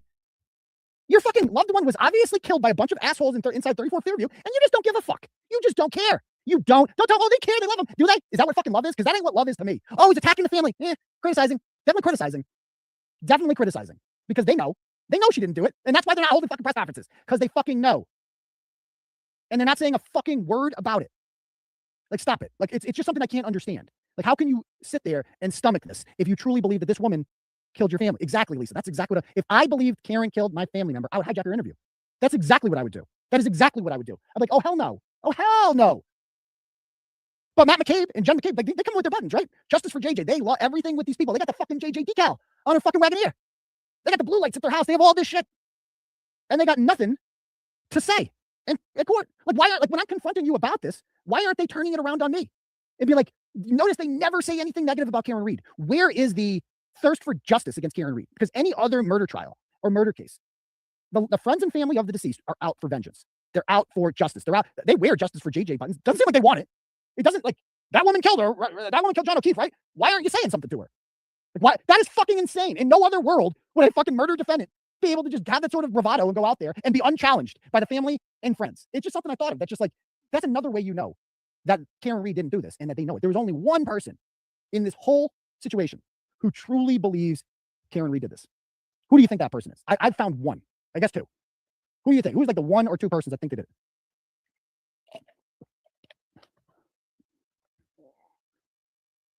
They figured it was a done. Yeah, there it is. Thank you. Carl, that idiot Carl, he believes it. And you know how we know he believes it? Because he shows up because he interrupted a press conference. So that guy actually believes it. Because that's what you would do if you believed she did it. You would interrupt the press conference. So that's it. He's literally the only one who believes it. No one else believes it. That includes Adam Lally. That includes the corrupt judge. And that's what we're going to call her because she is the corrupt judge, Beverly Cannoni. Has anybody watched the Michael Chestnut murder trial? Anybody been watching that? That disgrace? She's the judge in that. She's the judge in that. And she is so favorable to the defense in that. It is crazy, which is wild because in the Karen Reed case, she's so favorable to the prosecution. She won't let Weymouth police officers wear their uniforms in court. She won't let witnesses cry or anything. Like, she's like, lectures every one of them. You can't show emotion. You can't do this. You can't do that. Blah, blah, blah. She's like going out of her way to show constant favoritism for the defendant because the guy is pushing an insanity plea. It's just a way to try to get out of fucking being responsible. This is what happens in a state with no death penalty. In a state with a death penalty, in his case, he would just take a plea for life in jail to avoid the chair. But in a state with no death penalty, you can play this card because you can't get the chair. So you might as well go this way. And Carl is a Boston cop. Yeah, that's the craziest part about this is he's actually dumber than Matt McCabe, which is hard to do. Very hard to do. I've met Matt McCabe a couple times. He's quite stupid. So, and the kids, I feel bad for the kids, his kids especially, because you know, they've lost their parents, and now they lost the uncle who acted as a parent, and then they lost their female role model, and not only lost her, but have been fed lies that she's a crazy psychopathic murderer who did this on purpose, which is just like, are you kidding me? So those kids, and now they're, you know, John O'Keefe was not a Canton County. He's not from Canton. I'm sure he had plans. His life goal wasn't to stay in Canton his whole life and be a townie. Like his kids, I think John, I don't know if he went, I don't think he went to Zavarian, but I don't know where his kids go to school or anything like that. But I'm assuming they go to the Canton schools now. I assume they want these kids to be around Jen McCabe's kids. Like they want them to be part of this whole incestuous town. Like that's what they want for them. And the kids are the victims because it's going to be too late for them. Like I'm sure their brains have already been washed with this shit and the lies, and they bought into it. And like one day they woke up and they were living with Karen Reed and John O'Keefe, and the next day they're both gone. They're both gone, and that's just fucking horrible. Like I feel like that's not thought about enough. He did get a start in Duxbury. That's right. Yeah, because he's not a Canton guy. Like he's not born and raised. That's probably why they didn't like him. Anyway, I want to bring up a couple things here that I hadn't thought about. So I've brought up some things before, and they've already been discussed in court, like pretty much, because I keep going back and looking through the transcripts, and some of these questions are answered. Like for this, how about this one? Riddle me this. Did you know that Matt McCabe told Michael Proctor that he saw a V-shaped pattern because Matt McCabe stands at windows during parties and looks outside. That's his thing. He's a gawker. And he didn't see Karen Reed hit John O'Keefe with the car, but he says that she was facing south on Fairview, and then looked out the window. The car's gone, but there's an inverted V shape on the road in the snow, which would make no sense because there's like an inch of snow at that point. There would not be an inverted V shape, and so he's basically saying like that's the 3-point turn. But here's the thing about that this has already been brought up, which I didn't realize. Check this out. This transcript. This is what Alan Jackson brings up. If he looked out the window and saw and was able to see something as detailed as tire tracks some 40 yards away in the road, he would be looking directly across the yard where the body would be lying and a 6-foot man in dark clothing is, except he never saw a body. Oh yeah. I didn't even fucking think of that. It's just like, it's a flat yard. Matt McCabe's standing in the window. His vision is so fucking good that he sees a V shape in the road with less than an inch of snow, but somehow the gigantic human body that would have been in between his direct line of vision and the V shape doesn't enter his fucking line of vision. He just doesn't see it. He sees the V shape in the road, but he doesn't see the fucking body lying on the lawn. Not a single one of these assholes saw a fucking body. Nobody saw a fucking body. Like that's crazy. Dude, this is going to be a comedy of errors if this goes to trial, which God willing it won't. And so Preach. Exactly what he's saying. It's so true. And now I wasn't watching any of this when, you know, I came into the whole Turtle Boy thing late and everything, and Karen Reed late, like not till like right before the second trial. But, you know, the things that they tried to put past, like, and tried to make people believe about what happened the night that John O'Keefe was killed, or unalived, sorry, is insane. It's insane to me what they tried to, like, make people believe, make the jury believe. And so Aiden calling Matt McCabe dumb or stupid is not witness intimidation. It's his opinion. And it's like he said earlier, talking about the Julie Mejia lawsuit. Why can't he have an opinion? Like, isn't that what the First Amendment is all about? Other things have been brought up too. Let me see if I have here. Let's see. Okay. So remember Michael Proctor and the timestamp about when he said that he towed Karen Reed's vehicle from a parent's home in Dighton at 5:30 p.m. But then we have the alarm.com video that says 4:12, right? Turns out this has already been discussed in court. I didn't realize it. Here's what happened. This is what Lally said. It does have a time, a date and timestamp of 4:12 from the photograph, as the court can see. The subject vehicle is not on the wrecker at that point. It's not on the tow truck, but we've seen the picture. It is on the tow truck, and the tow truck is leaving. It's clearly in the middle of leaving. So he's just lying. Like, this is like just lies. Like, there's visual evidence showing otherwise. He's going to lie. I have no idea whether or not that time and date stamp is accurate. Why wouldn't it be accurate? And whether it was an hour off because of daylight savings time. He just makes it up. This daylight, that makes no sense. If it would be, that would make it 5:12 p.m. and then 5:30 on the wrecker would conform to that. There's simply throughout the course of this recitation, as far as the taillight is concerned, being damaged in the driveway of Mr. O'Keefe's home, there is a Ring video application from his driveway which shows Miss Reed backing out of the driveway at 5:08. We obviously have her cell phone's whereabouts and movement. So all these assholes were like, she didn't turn over her cell phone and she had a fucking code on her. Do you think that matters? They're gonna get in the cell phone. They're gonna get a fucking warrant. They're gonna get in it. And he goes, we obviously have her cell phone. So it takes about 21 minutes or so before she shows up at Miss McCabe's home, which is probably about a 2-minute drive from there. Yeah, because she retraced her steps. And by the way, it's in the middle of a snowstorm. Asshole. Okay. I don't even know what that proves. But from that video, the vehicle backs up with more than sufficient room to cut the wheel and make the maneuver without making any contact with the vehicle, which is parked in the back to the far right side of the driveway. Okay. We have Matt McCabe looking out over basically a hockey rink of a yard. Now, this is the prosecution, not seeing a body. We have wounds. If the dog was in the backyard, and we know the wounds are animal wounds, and those wounds would turn out to be dog wounds, then that puts Mr. O'Keefe's arm in the backyard, which puts him in the backyard. If there was no shoe found at the scene, remember, there's no fucking shoe the first time? There's no shoe found at the scene. Was the house searched? It was not. But then the shoe appears later on. Was the backyard searched? It was not. How is it conceivably possible that Trooper Proctor didn't search the entire house top to bottom for evidence of some sort of nefarious conduct leading up to his death? Like, he's got no fucking shoe. He's missed. There's a fucking shoe missing. Like, that's another part that's crazy. When the Canton police got there, there was only one shoe there. If Karen Reed hit him with the car, where did the fucking shoe go? Like, that's another thing we never talk about. Where's the fucking shoe? There's a missing shoe. It's not here. Where is it? Well, did you search the house? No, but it magically appeared 12 hours later. Oh, okay. Oh, you know what else is missing? His hat. His hat was also fucking missing. Everything was missing. But, you know, nothing to see here. And miraculously, the next day, after 2 sets of officers, and I misspoke, the Commonwealth's right. It wasn't a snow blower. It was, I was thinking of snow. It was a leaf blower that the Canton police used to blow the fucking snow off them. The shoe wasn't found until after 2 sets of officers had already searched the entire location, the whole location, found 12 hours later. And so, yeah, what do we have here? It must have been, so they claim, that this 3-point turn that led to the demise of Mr. O'Keefe, that's when she hit him. She's charged with murder for a 3-point turn. What's the problem with that? Mr. McCabe specifically says that I looked out the window and I could see tire tracks that were in the shape consistent with a 3-point turn. Well, he's looking across the yard, and I'll use a hockey rink as an analogy. It is as flat as you possibly get. I've been there. I've seen it. There's no undulations. There's no big ditches. There's no mountains or berms in the yard, just flat. If he looked out the window and saw and was able to see something as detailed as tire tracks from 40 yards down the road, he would be looking directly across the yard where the body would be laying. Except he saw nothing. How is that possible? How could he see tire tracks that led to Mr. O'Keefe being killed right there in the yard and not see Mr. O'Keefe? Only one of these things could be true. And it's like, you know, like Judge Cannoni is keeping, like you saw, when I questioned Matt McCabe about this, you heard his answer for the Google search. Oh, she never did that. It's already been proven by other journalists. Like, picture, he can say that when we're at a lacrosse game, but how is he going to, what's he going to say on the stand? Because he's a witness in this. What is he going to say when Alan Jackson and David Yannetti are cross-examining him? He is going to wilt and make a fool of himself. What else we got here? McCabe could not have known about John's death before anybody else arrived at the scene. So yeah, that's the other thing. Like, we haven't talked about the fact that Julie Albert told Michael Proctor that Jen McCabe called her at 4:55 and said John O'Keefe's dead, which she would have no knowledge of at 4:55 if she didn't participate in killing him. McCabe could not have known about John's death before anybody ever arrived at the scene to find the body. Well, there's one way they can find out, because they knew from other witnesses that were at the Albert house that the body was there. That's the only explanation. So this has been brought up.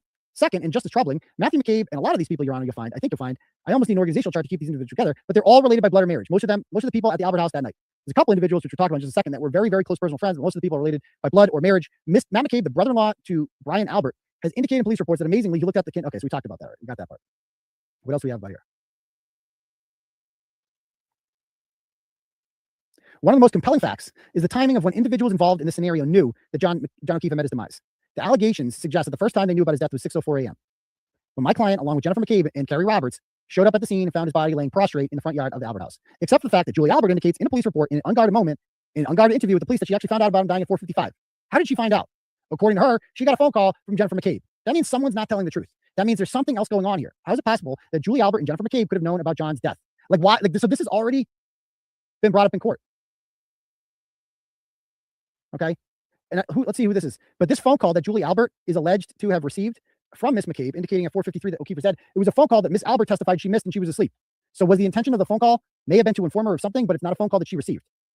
But she said, so this must be Lally talking, I'm guessing, because Julie Albert said that she answered the phone and Jen McCabe told her that. So what the fuck? Or how about this? As far as the 3-point turn is concerned, the only person, and this is a bit troubling as the case has gone on, the only person who's ever said that there was a 3-point turn by Miss Reed was Miss Reed to the troopers that day. None of the witnesses ever said they saw a 3-point turn. But Karen Reed didn't say that. Michael Proctor said Karen Reed said that. And Michael Proctor is a criminal piece of shit. Just the biggest low-life degenerate ever to exist. He's the ultimate villain in the story. There was some evidence of a three-point turn. That's simply one of the varying accounts that Ms. Reed provided to independent witnesses and the troopers over the course of this investigation. As far as the video confirming that evidence was tampered with, essentially it's apparently a ring video from the defendant's parents' house in Dighton. I've never seen the video. I've never seen it. This is Lally, anything beyond what's confined within this. So he's never even seen the video. She goes, whether she picked up the call, this is Julie Albert at 4:55, immediately and then listened to the voicemail or listened to the voicemail 5 minutes later, it's uncontroversial that's her statement. Okay, I'm getting a little confused. Number 2, with regard to the video, the Commonwealth just indicated. Yeah, so like, how about this? Number 2, with regard to the video from the Dighton home, the Commonwealth just indicated there's no evidence that the timestamp on the video is right. Well then, make it right. If that's what the Commonwealth's position is, they've got all the government's resources. Go calibrate it. It's a ring video. Pretty common knowledge. Like, you can get anything, like this whole idea of like, well, figure it out, Adam. Can you prove that it was actually 512 that didn't reset? Go fucking prove it.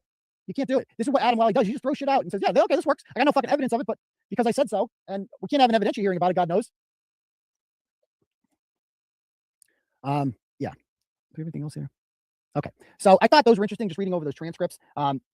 So basically, I have more coming on. A lot's going to happen in the next couple weeks with this. I don't really have all the details, but some shit's going to happen. So stay tuned for that. And, you know, I mentioned this on Turtle Club the other night. I'll be very vague about this. Let's just say this. So you remember I told you guys in like December and January that like I had a thing I couldn't talk about because I didn't want to ruin it. And I'm like, but I said it's going to be big, right? And that was Timcast, that I was going on Timcast. And obviously that was, you know, an honor to go on there and it was a big deal. But what I am working on now, what I'm set to be involved in, it's going to make Timcast look like, you know, Brett's after party. Like that's what it's going to make it look like. Like what I'm potentially getting involved in. Talk about Year of the Turtle. It's fucking big. Think big. Think big. Like you're gonna like this is, trust me, Turtle's about to get a lot bigger. The Turtle haters are gonna lose their fucking minds. That's all I'm gonna say. They are going to lose. Like people keep saying Dateline. I'm sure I'll be on Dateline. Like but that's not what I'm talking about here. Like bigger. No, Rogan. This is maybe if I was talking about fucking vaccines, right? Rogan would have me on. But just bigger than Dateline. Like bigger. Just understand that, okay? And it's big. So we'll leave it at that. I'm not gonna get too into it. I want to talk about this douchebag here, Adam Traub, real quick. Or not Adam Traub, David Traub. Because remember, for a while I've been talking about these messages, and I finally just decided to do them. Now, this would obviously indicate the reason I held back. So David Traub is the official spokesperson for the Norfolk County District Attorney's Office. And I know a guy who was high school friends with him and is a turtle rider and was messaging this guy in the immediate aftermath of our stories. And I saw and he would send me the messages and I would talk about it on the show. I'd be like, dude, I've seen your messages, man. Wow. Maybe I should make these messages public. Because I thought they were pretty revealing, these messages. Because it just showed, we'll see what they show. So, and again, this is the shit you can't get anywhere else, folks. You can't get it. So there's David Traub from Medfield. It's a goober. He's a Zavarian boy who went to Holy Cross. So he's basically, his goal in life is to become a political hack. He worked for a couple of newspapers before realizing he wasn't very good at that. So then he became a staffer for Bill Keating when he was a state senator. Bill Keating is now a United States congressman. And then he became the communications director for him when Keating became the Norfolk County District Attorney in 1998 and donated heavily to his campaign. And then he became the spokesperson for the new DA, Michael Morrissey, when he was elected in 2010 after Keating went to Congress. And he gave money to him. Imagine that. Like, imagine having a job where you had to give money to your boss to keep your job. Like, this dude gives money to his boss. Who the fuck does that? Who gives money to their boss? Like, I get, because the truth of the matter is that people like David Traub have no skills. Like, and they're extremely replaceable. Like, as we've seen with Karine Jean-Pierre, Secretary of Diversity, you don't have to be like, you just get up there and you read the script. That's literally your only job. You don't have to have an original thought in your head. But this dude's giving a lot of money to his fat, look at this guy. They all look like they're about to explode. His gelatin just goes everywhere. Oh. But, you know, by the way, I love how Michael Morrissey's office here talks about, David Traub shares this. For my people in the criminal justice, civil rights, and judicial spheres, it says Norfolk County DA touts incarceration rates, said Mass is a leader in innovative alternatives. So like these progressive DAs are like bragging about how they're not sending people to jail. Like it's their job to send people to jail. And then they brag, oh, we don't send anyone to jail. We're wicked woke like that. Except Karen Reed. She's completely innocent. We all know, but she's got to go to jail because it's better than, you know, sending my friend to jail. Michael Morrissey is one of the most underrated villains in the story. We hate on Lunchbox Lally a lot, and Lunchbox Lally is a useless piece of shit. But as I called him in the video, you're also a government stooge, right? He's just trying to keep his job. He's a piece of shit too. He's choosing to do this. He's choosing his job. Like, you like your job, you don't have to do this. But ultimately, Morrissey's the boss. So Morrissey is kind of like the unspoken villain here. But anyway, like many who work in the public sector, you know, he just wants to be pictured with Maura Healey or whatever. Anyway, so an old high school buddy reaches out to David Traub in February of 2022, right after Karen Reed is arrested, and asks him about this and says, hey, you don't think that Mansfield girl killed him intentionally, do you? He says, more will be coming out. We can't put it out yet. Okay. And then the friend asks him on February 10th, do you think it was intentional? Notice he doesn't say yes. He doesn't say yes anywhere in his answers. He just says, she was blacked out drunk. First of all, no, she wasn't. How was she blacked out drunk if every eyewitness said that she seemed not drunk? But he's saying it. She's blacked out drunk because we said so. I don't know the full details. Really, I feel like that's your job. But I think there is a triable case that she hit him. So they've arrested her and charged her with manslaughter at this point. But he thinks it's a triable case. He thinks maybe. Like newsflash, you're not supposed to charge people if you're not sure that it's triable. And that she hit him and then drove off. Probably thought that he would dust himself off and limp into the house. He never got up. So this is on February 10th. This is the official theory of the Norfolk, because he's obviously at meetings with them, and they're like, we'll say she did this, that she hit him, and then the plan was for him to just dust himself off and walk into the house, and then what? Not tell everybody that my crazy girlfriend just hit me with her fucking car. That was the plan that they were workshopping at the time. This is insane. Insane. So then he goes on to say on February 10th, they are still interviewing people, but that is at least one theory to support the manslaughter. So we don't even have a theory yet. This is one of them. We're just throwing shit against the wall. We might go with that one. We might go with a different one. We'll figure that out later. Think of the pressure they had on them to arrest someone. A Boston cop is dead. He's been killed. Somebody's got to go to jail for this. And whatever. We'll just figure it. Oh, blame her. Fuck it. What are we going to go with? I don't know. Pick it out of a hat. We got like 3 choices. And do you want to go with the crazy blackout drunk theory? You want to go with that one? Or do you want to go with like the angry, calculated, like hit him on purpose theory? Or do you want to go with like give him a little tap? And then it's like, like take that, asshole. Tap you in my car. And then you'll get up and dust yourself off. Whatever. Fuck it. We'll figure it. Whatever. Just charge her. Get her charged with something. We got like fucking a year to figure this out. We'll figure it out later. Like that's why these texts are so insightful, because it shows that this guy didn't have a fucking plan. No plan. I'm sure it'll come out. I'm sure stuff will come out in the grand jury testimony. How can you be so sure? How can you be? Are you sure of it? Stuff will come out. We're counting on it. We don't have evidence now. We'll figure. We'll get some testimony in the grand jury. Well, who spoke to the grand jury? Brian Albert did. Nicole Albert, John McCabe, Matt McCabe. They all talked to the grand jury, didn't they? And they're all people who should have been considered prime suspects, and they're giving grand jury testimony that hurts Karen Reed. How funny how that works. The picture could change 3 times before the investigation. Oh, but so far it doesn't look great. No, it doesn't. Okay. They determined that they looked at this and they're like, yeah, she did that. Obviously. And so after the story comes out, the Turtle writer sends him a message and says, wow, this Canton story is getting juicy. Thank God we have a real reporter, Turtle Boy, doing some real investigative work. Now, if you're David Traub and you get this message from a high school friend that you obviously don't know that well, and why are you sharing this information with a guy that it seems like he just wants to brag about his job. Like, I'm a fucking big shot. I work for the Norfolk County DA's office. People from high school want to know what I'm up to, so I tell them every fucking detail of it. Like, why are you telling this guy all this shit? And then he goes, wow, this Canton story's getting juicy. This message, he's clearly taunting him. Like, dude, thank God we have a real reporter. Thank God we're not counting on you assholes to run this. Thank God for Turtle Boy. Now, if you're this guy, aren't you at this point being like, okay, I'm not responding to this asshole anymore? Like, wouldn't that be a normal thing? Like, okay, this guy's obviously Team Turtle Boy, so time to black his ass. But no, he responds to it. He goes, no, you have Turtle Boy regurgitating what the defense attorney told him, then looking at Facebook photos. No, jerk off. That's actually not what I'm doing at all. Facebook photos? Facebook photos of what? Oh, you mean the picture of Michael Proctor with Jennifer McCabe's kids? Or are you talking about the picture of Michael Proctor with Colin Albert in the wedding party? You talking about that one? Or are you talking about the picture of Michael Proctor's sister with Chris Albert? We got a lot of pictures. Which Facebook photos are you specifically talking about, David Traub? I like how he just calls them Facebook photos. Fucking Facebook photos. Facebook photos that show the lead investigator is good friends with people who should have been considered the prime suspects. Like, a little bit relevant. Regurgitating what the defense attorney said. Told him no. I didn't talk to the defense. I read it in what's called court filings. You see? There are 2 sides to this. Both sides get to put court filings in. The defense has a lot of very interesting evidence, like the Google search. That one seemed, you got any comment about that? And his defense? The defense is wrong. Oh, they're wrong. And this is how I had these messages before the May 3rd hearing. And I talked about it because I'm like, oh, they're just making this up as they go along.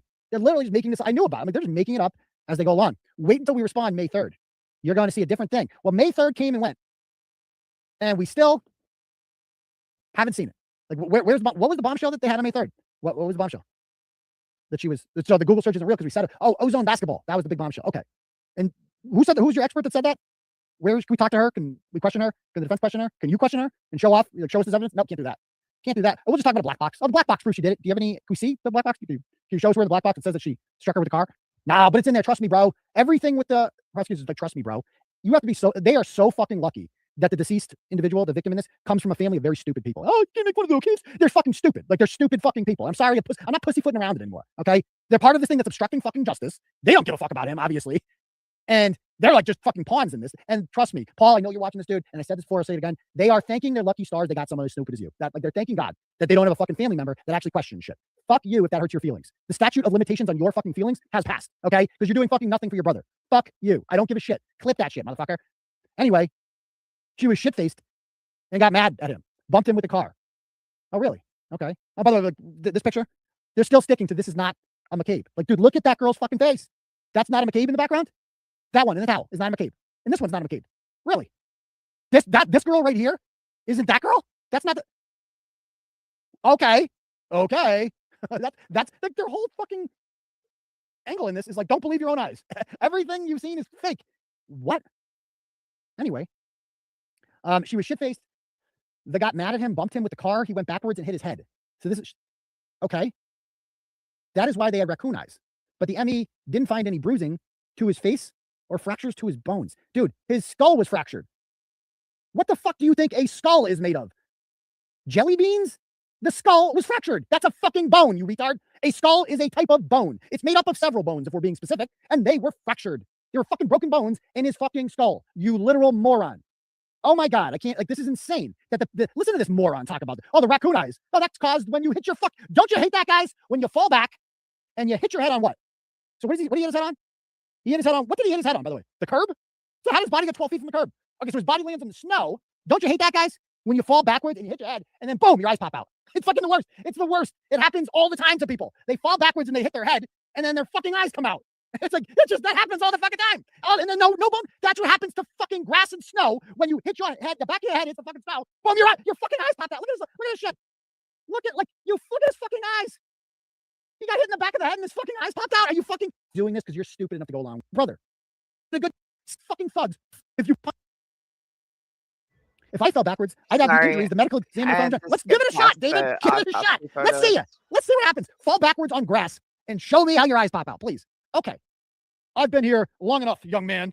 I've been a PR flack for 20 fucking years. I know how to read a script. I'm David fucking Traub, Norfolk County DA spokesperson extraordinaire, government stooge. I am a propaganda minister. You don't need I've been around the block a few times. Oh my God. I've seen dozens of explosive motions to dismiss filed by the defense. Yeah, you have, and usually they're guilty, but not in this case. Accusing the government of everything but killing OJ's wife. They get headlines for a week or two, and then they get denied by the court. He knew ahead of time that the judge was going to hook his team up. And it's been a little bit more than a week or two, and it's not going anywhere. And David Traub, we can come to your home too. Just understand that. Like this whole I go to work and I fucking talk shit and I do all this. Your home is fair game. We will protest outside your fucking home. You think I'm going away? In case you can't see from my rants, I'm fucking crazy. I'm nuts, and I'm fucking relentless. And I'll come to your fucking home. I go to kids lacrosse games for crying out loud. I go to the grand opening at the Violence in Boston headquarters. I go into the fucking ghettoest neighborhoods in Roxbury, opposing Monica Cannon Grant. You think it won't show up at your fucking house with a megaphone and make some fucking noise? Keep talking shit. Keep it up. I know you're going to hear this too, David Traub. You're next. You're on the list. And it's all covered. It's all covered under the First Amendment. And you can cry about it, and you can go to court like Jennifer McCabe did and talk about, blah, blah, blah. And you know what else I found interesting about Jennifer McCabe too? When she went to court and she tried to get that order on me, what did she say? She goes, is there something you can do to get him to stop blogging about me? And I've thought about that statement, right? And that for her to say something like that, not only is it embarrassing and stupid, but it makes me think that she's used language like that before with Adam Lally. She obviously talks to Adam Lally, who is her, Kevin Reddington's her attorney, but Adam Lally's really her attorney because he does way more to protect her than Kevin Reddington has in this whole situation. He's embarrassed her. So why, I feel like she's asked, I can totally picture her going to Lally and saying, isn't there something you can do to get them to stop? And Adam Lally's like, yeah, I'll file a motion to gag him. Doesn't it seem like that? Like this is all done in defense of Jen McCabe. So yeah. Anyway.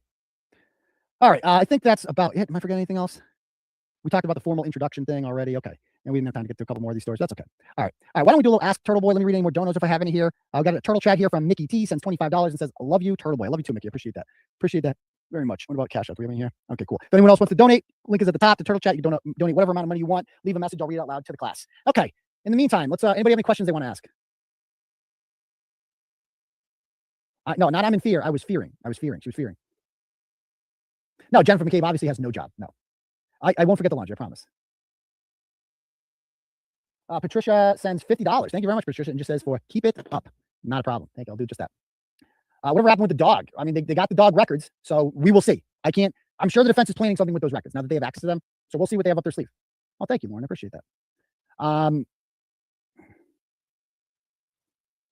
I was fearing. Yeah. Turtle Boy, they think that magical grass and Canton chewed on his arm too. Yeah, exactly. Moms are not dads. No, they're not. It's like I am. Like I'm kind of crazy. I'm kind of tapped. Who else would do that? Do you think the Pats land Diop? Probably not, but they're sharing cryptic shit now. But that would be very cool. It would definitely, I think Pats gonna be a lot better than people give them credit for. I think the biggest problem was Matt Patricia, and Bill O'Brien is such an upgrade. It's gonna be hard because the division's so good, but I think the Dolphins are gonna finish last in the division. I think Tua is good. I think Tua is really good. I just think he's gonna get hurt. Like that seems to be his thing. And obviously the Bills are gonna be great. and the Jets obviously be better. I think the Dolphins finish last in the division this year, and I think the Bills win it again, and I think the Patriots and Jets fight for second. So I think we're good. I think we'll win at least 10, maybe 11 games this year. It's gonna be a hard fucking schedule. But how do you fall and hit the top of the back of your head? I don't. Well, they're saying that he hit the back of his head, and that somehow caused Oh yeah, raccoon he eyes. does. Apparently, that's what they want us to believe. Scanlon did that independent investigation. I don't know what you're talking about. So the next hearing is July 25th. We don't know what. So the gag order hearing is supposed to be on that day. So on that day, we're going to protest. We're going to protest. I'll be there. I'm going to start the protest 90 minutes before the hearing, so that we can see. We're going to do it right on the courthouse steps. We're going to televise it on YouTube. We're going to stream it. It's going to be awesome, and we're going to get all the people coming in to the courthouse, and then we're going to do it afterwards. So we're going to protest for justice. I'll get you more details on that. Do you think someone will crack? Yeah, like I said the other day, Brian Higgins might want to give you a head start. Here's looking at you, champ. I hate to say it, but you're the fall guy. You might want to get ahead of that. Who is the kids now? The grandmother does. Why haven't you read about Giannetti almost getting shot by the Boston police? Because did he? Did he actually? I know he's been saying he did. Who knows? Because he works for the Norfolk County DA's office, the state police investigate him. He works hand in hand with them. You know, the FBI works in silence. So whatever they got, they got. And I'm quite certain, as we saw with, I mean, it took them a year to get those assholes who threw the rocks through the NHPR person's window. It took them almost a year to get Monica. They've been working on this, I think, for like 7 or 8 months. They didn't get them. They're, like, if I was a betting man, I would say like 95% chance that they get indicted for this. I cannot imagine they would invest this amount of time and convene a grand jury if they didn't think they were getting somewhere. All right. Can we have another call log show? That was fun. That was definitely fun. I think we need to do that again. I agree. Was my question earlier confusing? Lally admitted Jen's Google search was real. He disputed the timestamp. Isn't that admitting the witness has evidence, Jen? I don't understand the question. Isn't that admitting the witness has evidence against who? Has evidence against Karen? Yeah, I don't understand the question. Or maybe you can rephrase that. Yeah. Oh, that the Google search was exculpatory to Karen who was held. Is that what you're saying? I don't get it.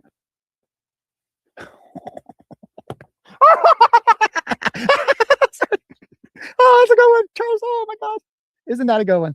Do you think Jen McCabe did this? That now that's a theory right there. I mean, you're right. Look at her teeth. You know. Yeah, Proctor's still on the job, Victoria. Still on the job. It's disgusting, isn't it? Oh, thank you. 13. Happy Father's Day to all the dads out there. That was funny. By the way, I did the car update. I went test driving and I drove. So I'm down. I got 2 choices for a car now, right? I'm going high class, right? Because they're really not that more expensive. Like when you look at like, you want to get like a Hyundai's cost like 40 grand, 50 grand now. If you want to get a new one, like they're not cheap. Fucking Hyundai. I thought that was like a cheap car. Kias are expensive. Like you can get like you might as well go luxury at that point. So I drove 2 cars today, and I'm going to decide between the 2 of them. I'm either going to get the Acura. What the hell is it? The Acura RDX or the Lexus 350 RX. I don't know if you guys know anything about either of those cars. But they're like the Lexus. He kept saying the Lexus. The salesman told me that the Lexus RX, the 350 is similar. He goes, "Oh no, it's much bigger than a CRV." And I drove it. I'm like, "It doesn't feel bigger. It feels like the same size as a CRV. I don't know. It doesn't feel like that, like a Murano." He's like, "It's bigger than a Murano." I'm like, "What? It can't. No, Murano is a 3rd row. Can't be." All right. So I am fearing March. Yeah, we should. I know I'm a Capricorn. I'm a Capricorn. Can you switch your feed to be closer to your camera lens? So look at, because I don't look at the audience. I don't get it. Oh, in person, you mean? I don't know. I should. We'll see. Why would you fucking message that during the show? All right. Any other questions?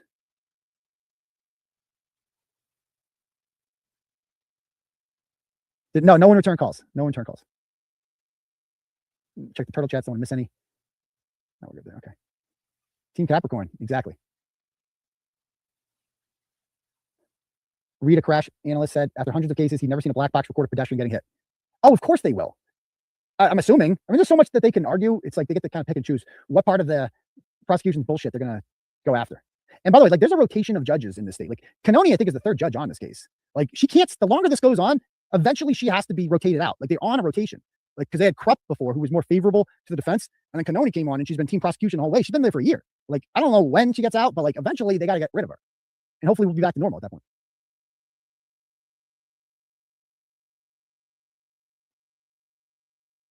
They are trying to say, they're saying Jen is incriminating herself.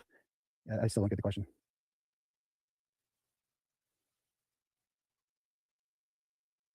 He's saying that the prosecution has incriminating evidence of other parties. But the if she Googled that at 623, it's not incriminating. That's what they're saying. She Googled that at 6:23 after she found the body. It wouldn't be incriminating at that point. That's why she did it at 6:23. She thought that by Googling the same thing, she would be overriding her previous one. And she even spelt it the same wrong way. Haas long to die in cold on purpose. Yeah, hit that like button if you guys haven't done so already. How many likes we got? 314. We got almost 1,000 people still watching. Let's get that up to 500, shall we? If you're on the phone, hit the X button out of the live chat. Give us a thumbs up. She snacked on. When does the Walsh case wrap up? That hasn't even started. Is Jen just a sister-in-law? No, she's not gonna be the fall guy. No fucking way. Because she didn't kill him. She couldn't have. Yeah, they are expensive. You guys say the Acura? Should I get the people? Some people like the Lexus more. Which one has a better? I don't know. No Subaru Scissor Wagon. Nah, fuck that. Which did you like the best? I mean, Acuras are Hondas, and so like it's very. I'm a Honda driver, and I love the way Hondas feel. I definitely like the way, like when you press the pedal, I like the way the Acura feels. But the Lexus was cooler. And it would be cool to be like, I drive a Lexus. Like I would bring that up in conversation all the fucking time. Like I would just talk about it. It would be like, so my Lexus is outside. You might have seen it. Because it's like, you don't want like Audi and BMW. It's like those are German cars, right? Like I don't want a German car. It sounds difficult to fucking replace parts and shit. Like I like Japanese cars. Their Toyotas or Hondas with leather seats, but they're nicer, you know. And they need like less. They don't need. I've heard they're really good with maintenance.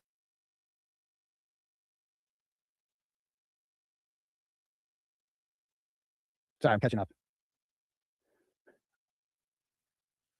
All right. Who has the best chicken parm in Canton? Definitely not. It's very mediocre at D&E. That's all I know. So they rotate simply to avoid. So you get a fresh set of eyes on the case. I've had this in many of my lawsuits. You never get the same judge from start to end.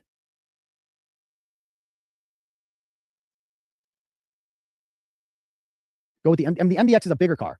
The MDX is 3 rows and much worse for guests. And I looked at the third row. It's fucking cramped seating. I'm like, what's the point of the third row if you're gonna be so cramped? You know.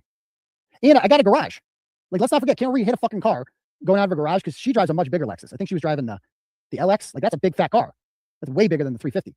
So she's driving that car, and it's like I park in a garage, it's a tough angle. If you have a big ass, if your car has a big ass, like if you have like a Pathfinder or a Murano or something, or a Hyundai Palisade, it's got a big ass. It's like you got to get that thing into the garage sharp and tight. I'm good. I like a little sportiness to it, you know. Okay, we're gonna end this because he's just talking about cars. All right, y'all. Tomorrow is Friday. No, tomorrow's Thursday. Tomorrow I will not be streaming. I have a doctor appointment, so I will not be streaming. At least not in the morning. I keep an eye on the community page. I might go later, but it all depends on who's live and yada yada yada.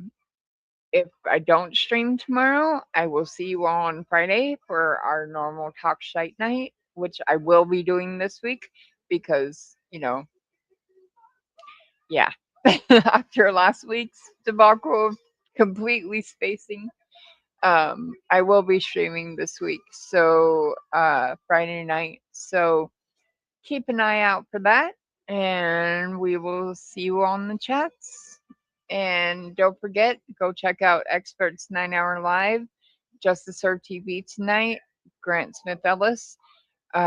This weekend, Common Sense Investigator, fundraiser for KY Maverick.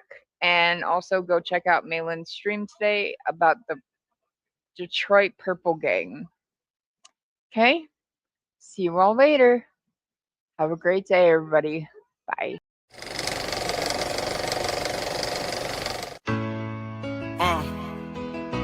Worcester in the building, Aiden on the beat, reporting live from the front line. Concrete truth for a Worcester son. Started small, hunting big dogs in a town full of badges and secrets.